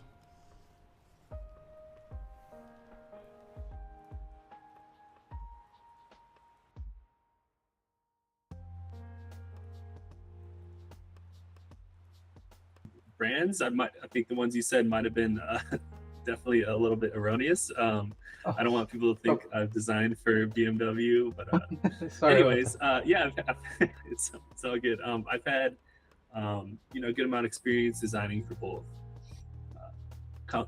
corporations as well as consultancies, but now I find myself working in the education realm for Keyshot, and I'm excited to present today just, I think, what is going to be a really useful resource for people looking to level up their renderings in ways that aren't technical. We're not going to talk about a lot of technicalities. We're going to keep it pretty light, but things that you could do that don't even take a lot of effort. Sort of either just switch it on a certain setting or just thinking about certain elements. We're just going to look at a lot of photos and talk about things regards to rendering and just keep it pretty light. Great, that's awesome. Yeah, getting tips and tricks are sort of in Keyshot is sort of the thing that elevates everything. I mean, sometimes the smallest details is what really pushes that render from being simple to being an incredible render. Maybe one light or sort of one texture will make or break a render sometimes. Yeah, you got it. And today Keyshot will definitely be in mind for a lot of these things, and there'll be some specific Keyshot things, but for the most part, this is a pretty inclusive rendering presentation where even if you render in other things, you'll still gain valuable insight. So I think there'll be no barriers in terms of sort of software and what you can do. That's great. That's really great. Yeah. And on that note, let's go ahead and get started, if you don't mind. I give you the full word, and I'll log this out of here, and you can go ahead and start sharing your screen if you would like. Perfect. Do that right now.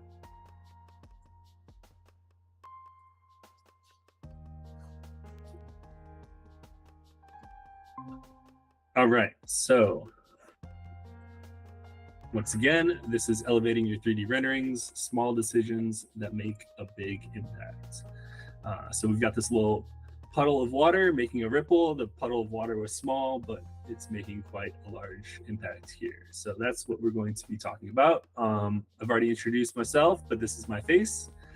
In case you wanted to see that one more time, I manage the education program at Keyshot, and one thing I am pretty involved with is managing our student ambassador program. So I've got a slide here. If you're a student who wants to be involved with Keyshot and you want to be sort of a beacon for Keyshot education on your campus, someone who could do, maybe you could lead a peer-to-peer Keyshot tutorial for your fellow classmates. If you're someone who could see themselves doing something like that, I would encourage you to apply. This program is rapidly expanding, and in the fall, we will be embracing ambassadors from all over the world. Students can join and they can do tasks in exchange for rewards. So the more tasks you do, the more you can earn. And essentially the highest reward we've got is a 1-year Keyshot Pro license. and that's valued at around $1,200 currently. So it's a pretty good deal for students. You could also network with other ambassadors.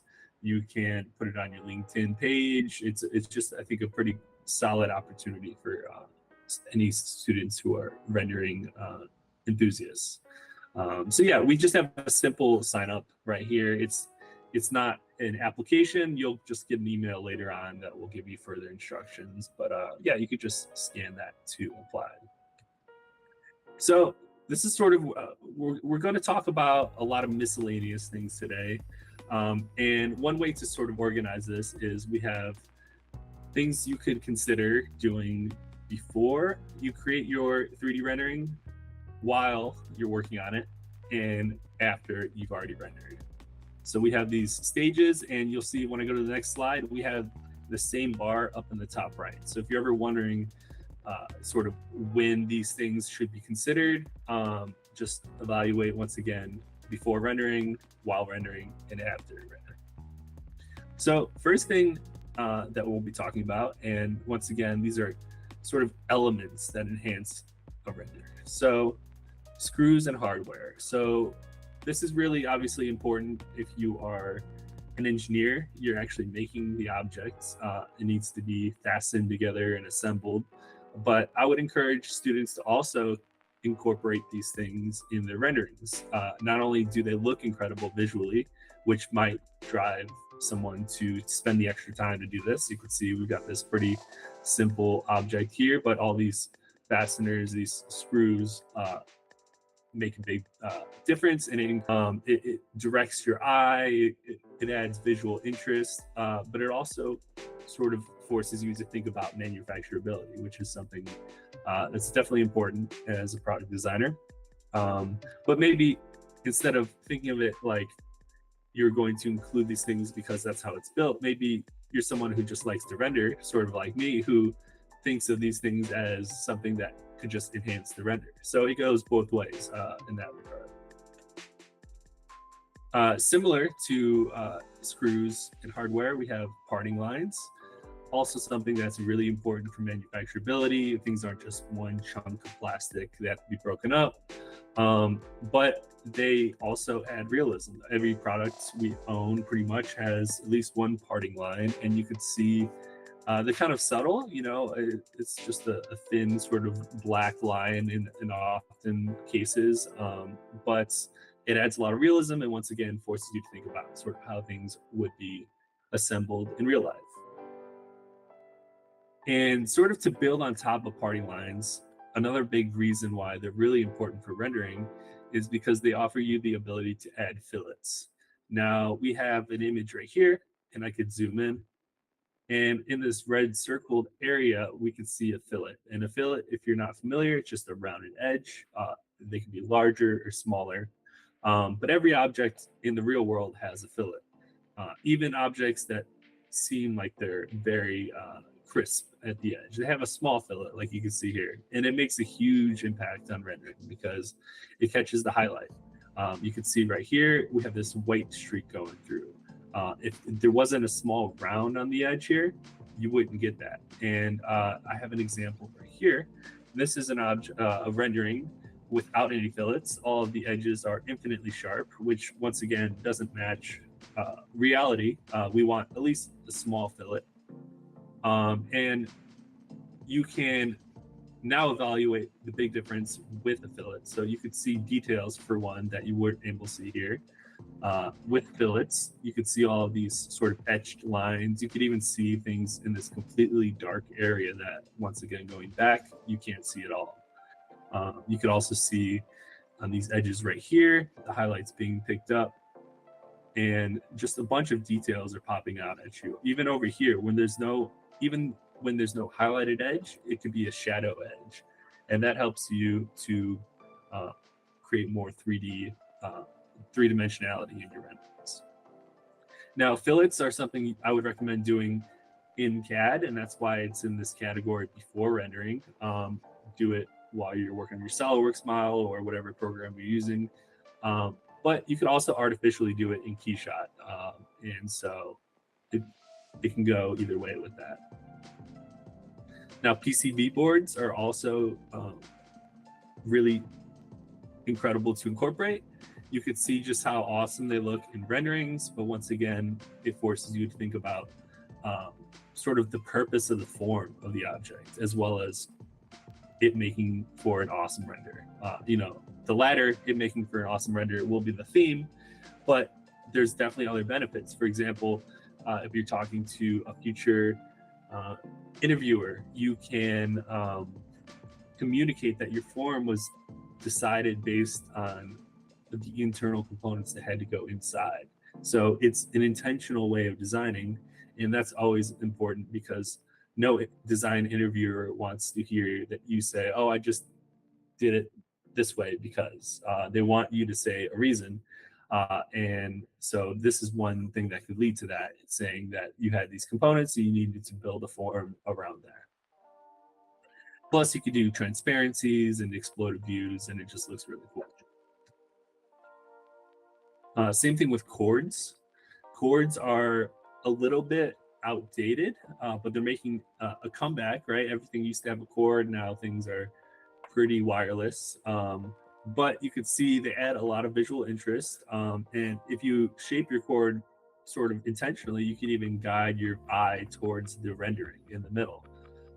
Or it could just add more realism. It's less sort of uniform in shape. If you have a little sort of wiggle in the form or some sort of bend, it helps communicate gravity, and just shows off actually what the product would look like. And so definitely consider chords, even though there's a stigma around them of being sort of ugly. If you have a nice fabric material, that's even better than sort of a silicone or a rubber. So yeah, think about that. Okay, so now we're going to switch to while rendering, and we're going to start with lighting. So I evaluate a lot of student work whenever I visited schools, and one common pitfall is I see a lot of sort of flat looking renders. And so we have a little case study here. I rendered this mouse in a very flat way. And what do I mean by flat? Well, if we take a little swatch right here, I actually just copied this mouse and cropped it into a square. This is this area right here. You can see it's almost entirely flat. If I zoomed in a lot, you might be able to see a little bit of a gradient, but for the most part, I just demonstrated that it is almost completely flat by actually adding a flat color. So this is something you want to avoid, and that's for a few reasons. Number one, flat renders, they don't look good. Number two, your brain has a hard time understanding the form. So if you're ever wondering how to light your object, one strategy you could do is to light it in a way that shows off the form. For example, this is sort of a convex, shape. It sort of bulges out. We know that just by using our mouse. But by looking at it, it looks like it's completely flat. So our brain has a hard time understanding this. So we have a side-by-side here. This rendering on the right is sort of done in a way that shows off the form a lot better. We have a gradient from light to dark, back to light, and then a little bit of dark. That helps you understand it's sort of a cylindrical, similarly shaped form, and maybe more of a sphere, actually. But you can also note the lighting environments attached with these two. The more flat lighting environment is predominantly light and pretty white in color, and that's going to sort of it's not going to give you enough contrast. You can see, for example, the lighting environment on the right, which was used to create this rendering, has more dark, more black areas in the back, which will give you more contrast. So once again, these two objects, same exact material, the only thing that's changed is the lighting, and so it can make a huge impact. Let's take another example about lighting. We have these two identical, once again, objects, same material, same color. The only thing that's changed is a very small lighting tweak. So let's evaluate the flatter looking rendering, which I would argue is the less good looking rendering, I would promote the one on the right every day. And that's because the one on the right has more depth to it. It looks like it's actually 3D versus the one on the left. It seems more 2D. And so you could also evaluate, before we talk about sort of how these were lit differently. This one has a light side and sort of a dark side. And that's another interesting way of sort of avoiding flat renderings. Instead of everything is sort of uniform. You could see on the side of his nose or her nose, I don't really know, we have a highlight on this sculpture here. And the other side is a shadow. This example right here, they're both highlights. And so it's just rather strange. So if we look at this, this was created largely with two lights, both even brightness and both in the same sort of orientation, just mirrored from each other. And that's what's going to give you such a flat looking rendering. But on the right, you can see instead of having two side by side, we now have one light that's a little further in the back. And that's going to illuminate just this sort of side right here, allowing for shadow to be cast. And we could also take note, other than the subtle location change, we also have two different brightnesses. So we have sort of our main light, which is brighter, and then we have our supporting light, which is less bright. So those two small changes can make you go from this to this. Okay, so let's talk about motivated lighting now. This is sort of a lighting situation where it's all about creating emphasis and it's high contrast. This is pretty trendy these days. I see a bunch of examples on Instagram or other social media that have been incorporating this, and it's really cool and not too hard to even incorporate in KeyShot. You're essentially creating this internal vignette. It's like this beam of light, and rather than having a traditional vignette, which is where you have shadows along the corners of your image, you have the shadows sort of at the edges within your object. So it's sort of unique in that way, and it guides your eye towards certain elements. Now, if you're in school and you need to show off your object, this is probably not the first type of lighting environment you want to do, because you want a well-lit scene that communicates your object. If you have these really dark shadows, it's hard to understand what's going on. But as you approach sort of the end of your project, you can now create more artistic, emotionally driven renderings like these that could spark some interest. And this is just a slide about how, if you're coming from a photography background, you might look at what's known as a histogram here, which measures shadow black values versus highlights and white values. You might say to yourself, well, this rendering, it's clipping the shadows, and that's improper. But I would like to say, it's an artistic field. There's no reason to sort of abide by these technical parameters so closely. So I wouldn't worry about any histogram. So here's just a case study of this type of lighting in effect. We have Daniel Lepic. He's pretty renowned as a 3D artist, and these renderings were done very purposefully, and you can see anything that has interest is in highlight.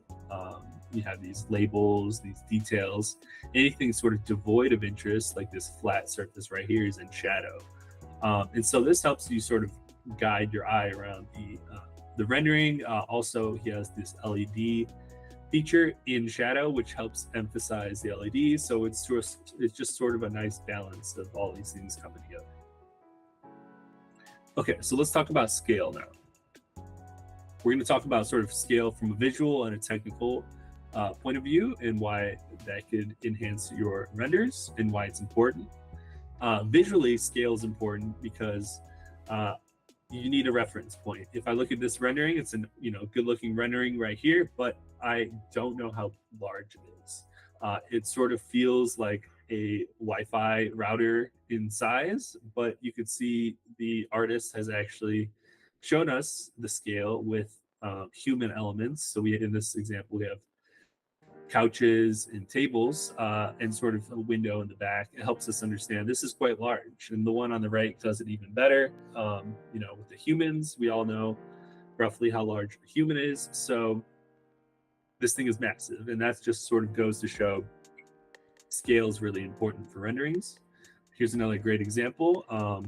This artist created this sort of playful environment, but we almost immediately see it as miniature, right? It's very small to us, and there's no reason why it should feel that way unless we have something like the floor here, which is this measured, it's like this paper measured in inches, or I don't know what the value is, but it feels very much like a cutting board.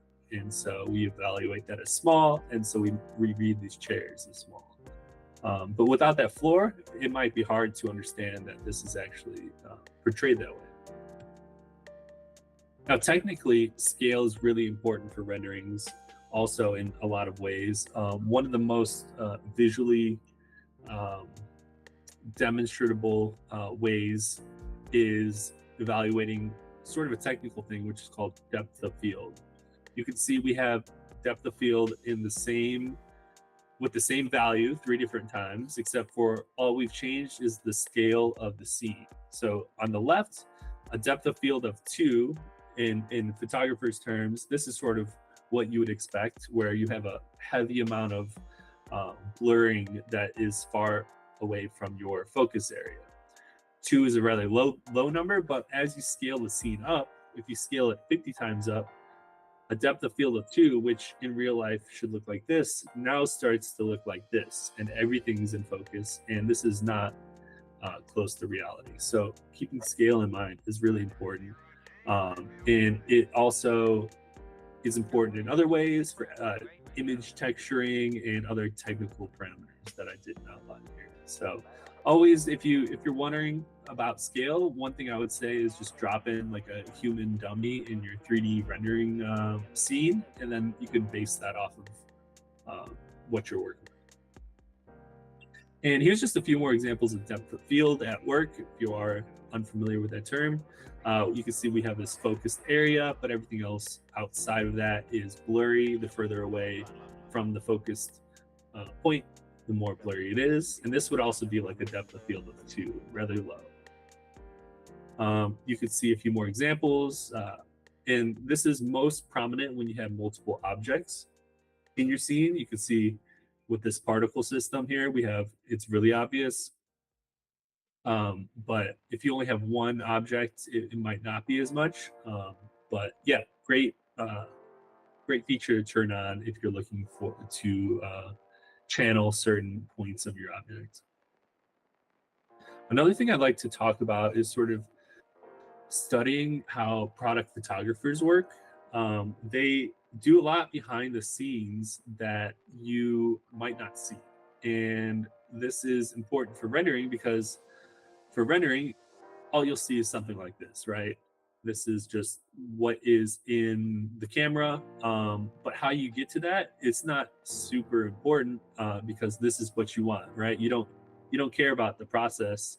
You just care about the sort of the end result. And so rendering, you could do all kinds of creative stuff, even finding ways to not have to do things that product photographers do. But this is a great example. This person, they're bouncing the reflection of the clouds into their scene so that they are able to get a glass-like reflection while also having sort of this cloud background. So I would study product photographers. You might be able to pick up really creative ways to incorporate that into your rendering workflow as well. Now let's move on to composition. Now composition is sort of how you frame your shot, where your camera is, where your objects are. And one thing that could add a lot of interest to do that is creating an array.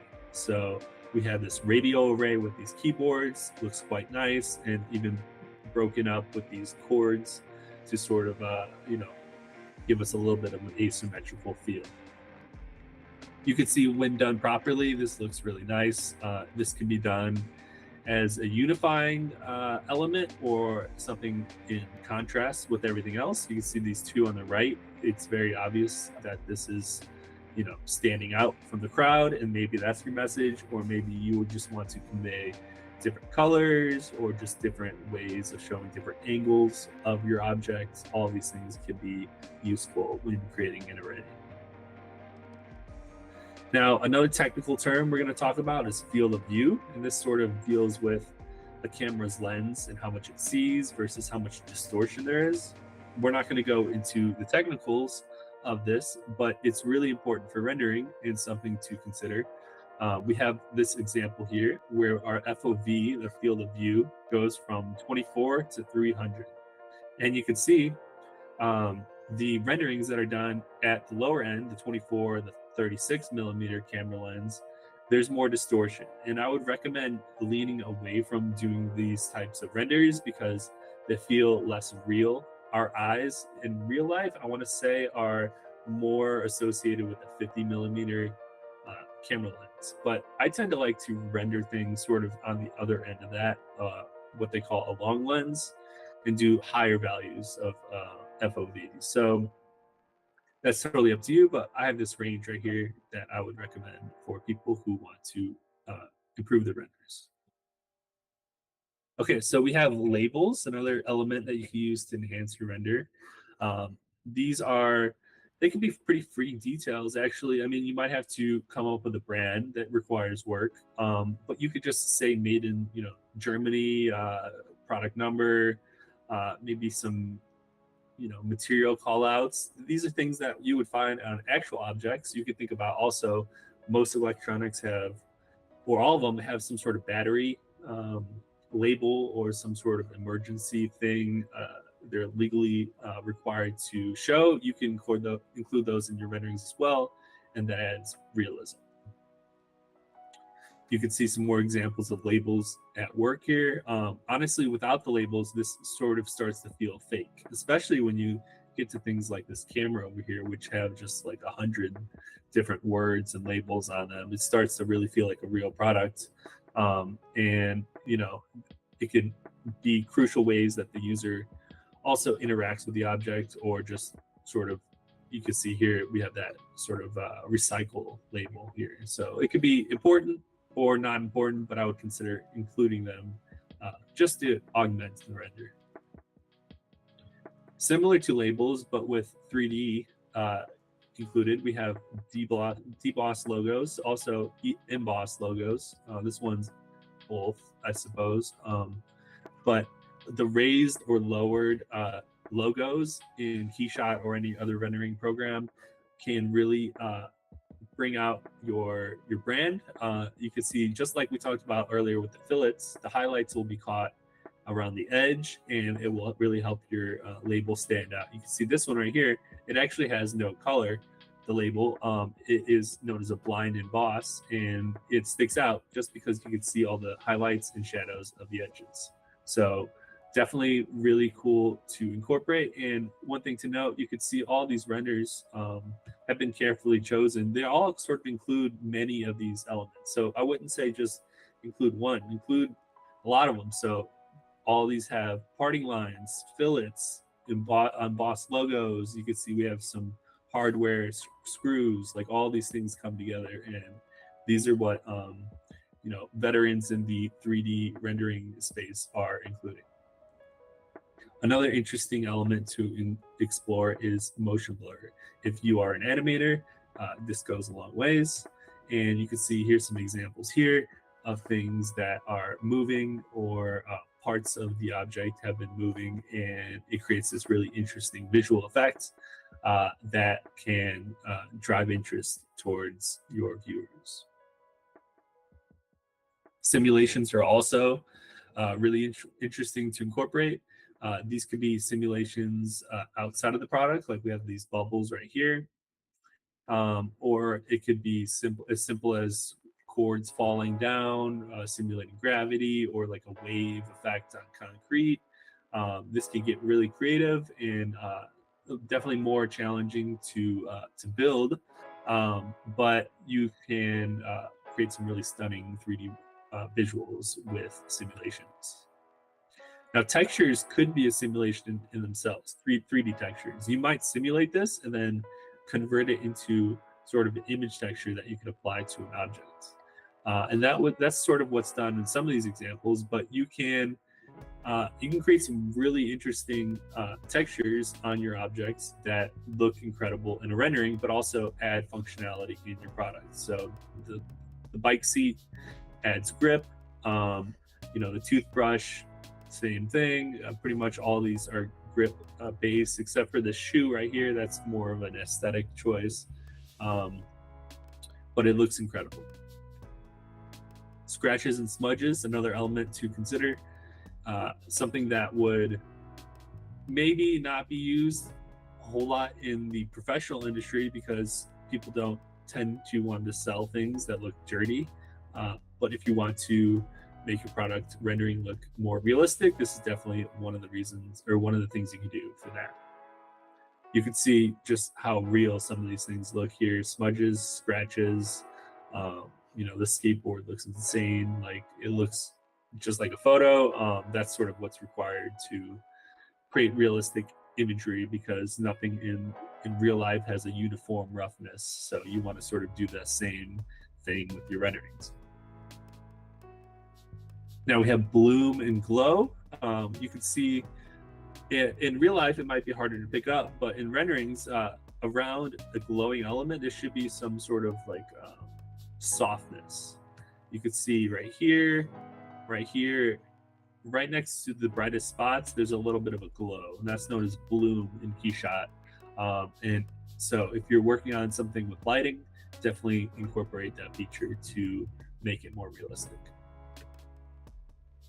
3D scan assets, something I didn't know existed when I was in school, but you can go to websites like Quixel Bridge, for example, and download some blocks of wood or concrete to augment your renderings.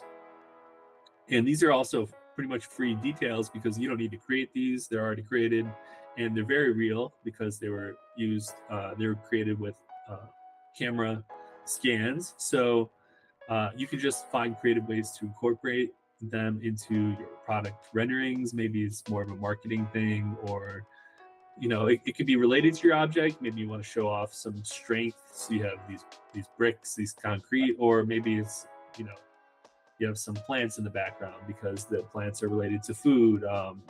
It can communicate multiple things, and definitely consider these types of assets.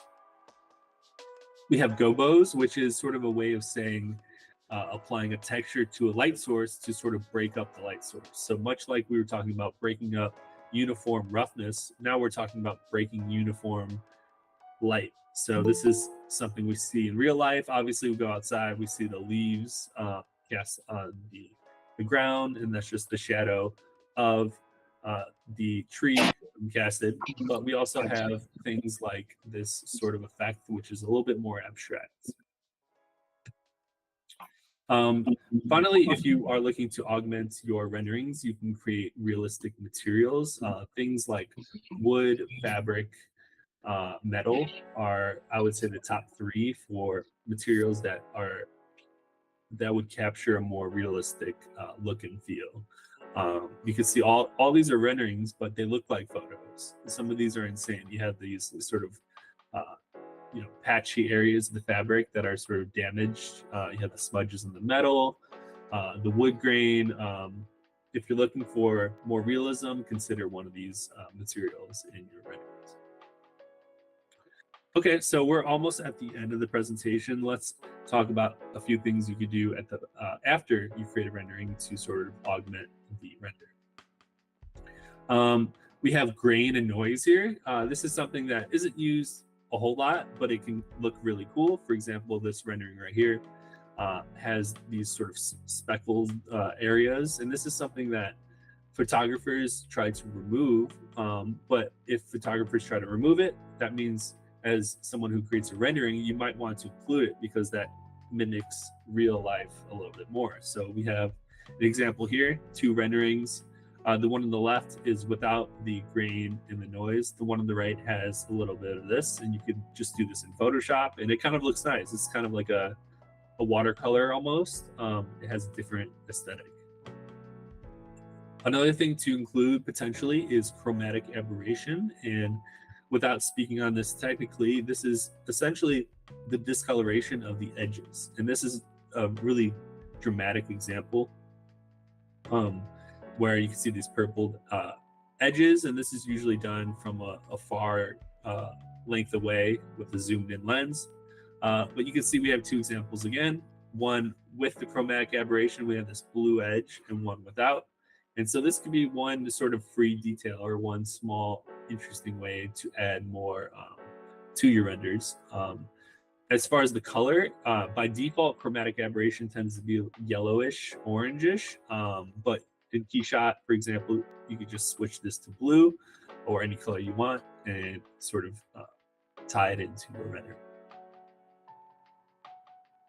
And so we have post-processing. This is something photographers do and something you should consider doing yourself. After you create a rendering, you just make some tweaks in Photoshop, increase the whites, drop down the shadows. You can see here, this example has gone a long ways and something you don't even have to worry about tweaking in your rendering. So that's what I have for you guys today. Once again, all these things, I'll just supply a PDF. And you also have this recording. But yeah, this is elevating your 3D renderings, small decisions that make a big impact. Thank you so much, Nick. It was a very interesting presentation. I think there's a lot of sort of tips and tricks that we can get out of this presentation. I'm going to go ahead and put myself here with you. We finally were able to get the other university, the second university, to join us. Unfortunately, they were a bit late, but we will be able to keep this live recorded on YouTube, and they'll be able to watch it if they want to. And of course, you said you were going to provide us with the PDFs so we can share with the students, and they can sort of use these tips and learn from these tips and tricks. But I want to turn a little bit more into a Q&A session with you and sort of the universities. And I want to know if either SPOL or Católica have any questions for now, or if we should go ahead and start with our questions. If one of you has questions, please let us know.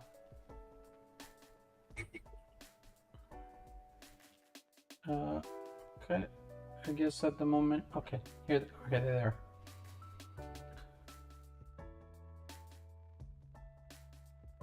Hola Nick, ¿cómo estás? Hola. My name is Carl. I want to ask you what's the most common mistake you find in student renderings that you could warn us about? Right. I would point towards the slide on create the flat renderings. Students often create flat renderings, and I would say it's probably because KeyShot's default lighting environment is like not great. I would definitely not use that. But also, I think one thing that isn't talked about in school is really important is the product design should be good. It's really like important for a good rendering for the subject to be aesthetic. So I don't know how many teachers are going to say your rendering's not good because your product's not good, but something to consider. It's a little bit harsh to hear, but if you have teachers that reinforce that's helpful. But yeah, coming back to your first question, definitely try to avoid flat renderings and just getting more contrast in your lighting environments. Gracias. Great. Any other questions, or maybe some questions from the University of from the Católica? We can go ahead and take your questions. Okay, so while we wait for some questions, let me ask you something a little bit more in depth. We're talking about sort of chromatic aberrations and these grains that you're suggesting, and that they come from photography. And it's quite interesting to see how we in the rendering world are trying to simulate what photographers are trying to eliminate. But what do you suggest sort of is a limit of what you can do? Like, because there's going to be a threshold where it's going to be too much. And do you have any suggestions on how to know what that limit is? Good question. I think this is more obvious with photography. I do like amateur photography, like landscape stuff. And when I first started, just sliding up the saturation in like the Instagram filter, for example, is like a huge mistake. I'll see it still from people who just sort of haven't learned that lesson. But I think, unfortunately, it's just a trial and error process. But asking yourself what's working, what isn't after everything you do can slowly start to get you to a place where you realize, oh, I shouldn't edit this feature too much. I should sort of stay a little bit more natural here. Or you have more experience to say, oh, I can go crazy in this area because I know, it's not gonna ruin things. So it's definitely a balance. It depends on what you're editing and what sort of parameter you're adjusting. But yeah, unfortunately, I think it's mostly trial and error. There are some technical things you could think about, like for example, the histogram that showed if your scene is too dark, that's technically something you should avoid. But I think our eyes are pretty good at just understanding sort of when we've gone too far for a lot of cases. Yeah, it's sort of like you said, a trial and error sort of thing, and not being so attached to the details. I think we tend to do that quite often as designers, to be perfectionists and attached to those details. But on that note, how can you do like a quick render without sacrificing the quality? Is there any sort of tips and tricks that you can share with the students and us here watching that will allow for everything to be much quicker? Yeah, I would say one common pitfall, also coming back to that first question, is adding too many lights. One thing I used to think is if I wanted my scene to be brighter, I needed more lights, or I needed to increase the brightness of my lights. One thing you could do in KeyShot is go into your photographic tab and then increase the global exposure, which is kind of like a filter. So I would highly recommend looking into that. Number one, utilizing the photographic mode in KeyShot, and number two, adding more exposure and more contrast. So those are things that have nothing to do with the lights, nothing to do with the camera, the object. They're just sort of artificial settings. But it can go a long ways and just give you more brightness and a little bit more contrast to help you get to your rendering. Cool. We actually have a question from Instagram. They want to first thank you for the great presentation, but the next thing would be, do you think that as a beginner, it is easier to make a good render using realistic environments like an office or with people, or an abstract one like a pedestal or made out of concrete, or these sort of scenarios? What do you think it's sort of better for a beginner? Definitely the second option, the more abstract. I would, if I was a beginner, I would render things just kind of floating in the air, or I would try to avoid walls in general, just to get the hang of, what is a good angle for my object, and it helps just to light things. Because if you start to introduce walls and floors, they can help because they give you indirect lighting, so your light will bounce off the floor and hit your object, so that helps brighten the scene a little bit, but it also slows down the scene a lot, and it could introduce complications that you might not be ready for. So yeah, I would always just sort of, even if you're doing like an interior, like I have this room behind me, if I were to render this, I might just have the back wall and the side wall. I wouldn't have the ceiling, probably the floor, but I would probably not have the other two walls in this room, just so that it's easier for KeyShot to work. So yeah, that's what I would say there. Good, great. Thank you so much for that answer for Instagram. So let me see if the guys at the universities, do you have any other questions? Something that we can go ahead and ask? I'm gonna talk to them in Spanish. Si ustedes quieren preguntar en español, yo les puedo traducir también, no hay ningún problema. Okay, while we wait for those last questions, I'm moving a little bit outside of the realm of rendering. I want to know your perspective or your feeling of what the role of a designer is going to be for the future, and not only in the sense of the impact that AI is causing, but rather including this part of rendering, like how we see other tools that are growing. How do you see this whole thing working out for the future of design? Great question.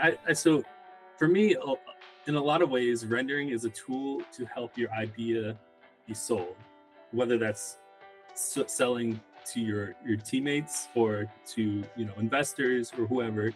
People want their ideas valued, and so rendering is a great way of doing that, because some people just can't understand your vision. Maybe you don't speak well.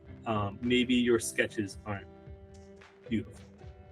Your idea could be really good, and that's what should be important, but unfortunately people can't get past the visual. So for me, when I answer that question, I say the role of the designer will always sort of be to sell an idea, to come up with the idea, guide it through the process of eliminating any tension, pain points, and just creating something people want to use and benefit from, but also communicating that, because what kind of designer strictly just talks about design? It's a multimedia thing, and so whatever tools come out in the future, things we can't anticipate, I think one thing will stay the same, in that designers will be very, very in tune to how they can communicate innovation. Yeah, I think I have to completely agree with you. I think regardless, I think that the main focus and the main part of a designer is communication. And I think you are completely right on that sense, that being able to communicate sometimes our ideas is probably, doesn't really matter the tool rather, but it matters the idea and how you communicate it. All right. If we don't have any other questions, we're going to start closing down the talk. And more than anything, we want to thank you, Nick, for being with us and for joining us today and for taking the time to be with us.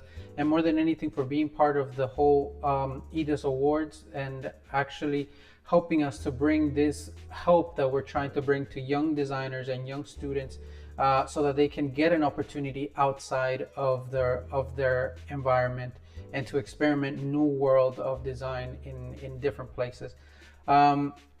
Thank you so much for being part of the judges panel. And before we close, I want to have one thing from you to give us and to give the students sort of one sentence of inspiration or an advice that you would like to give them. Okay. I think my superpower is the ability to entertain a thought without having to accept it.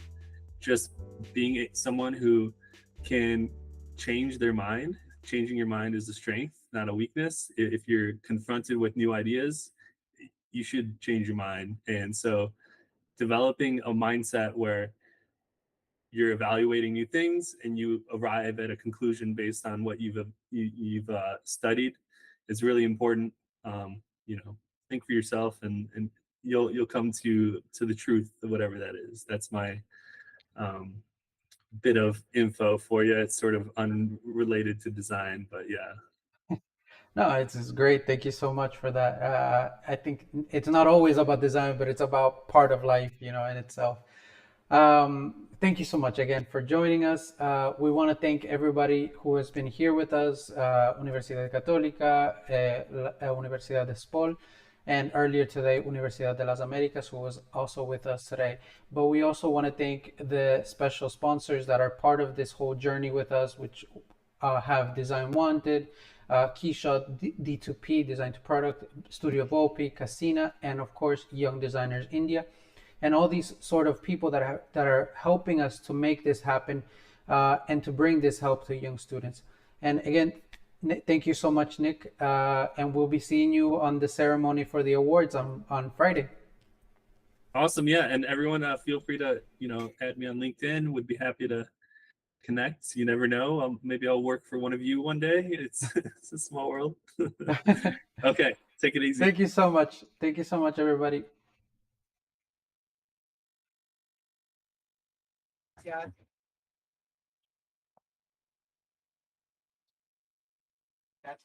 Muchas gracias. Oh. Yeah,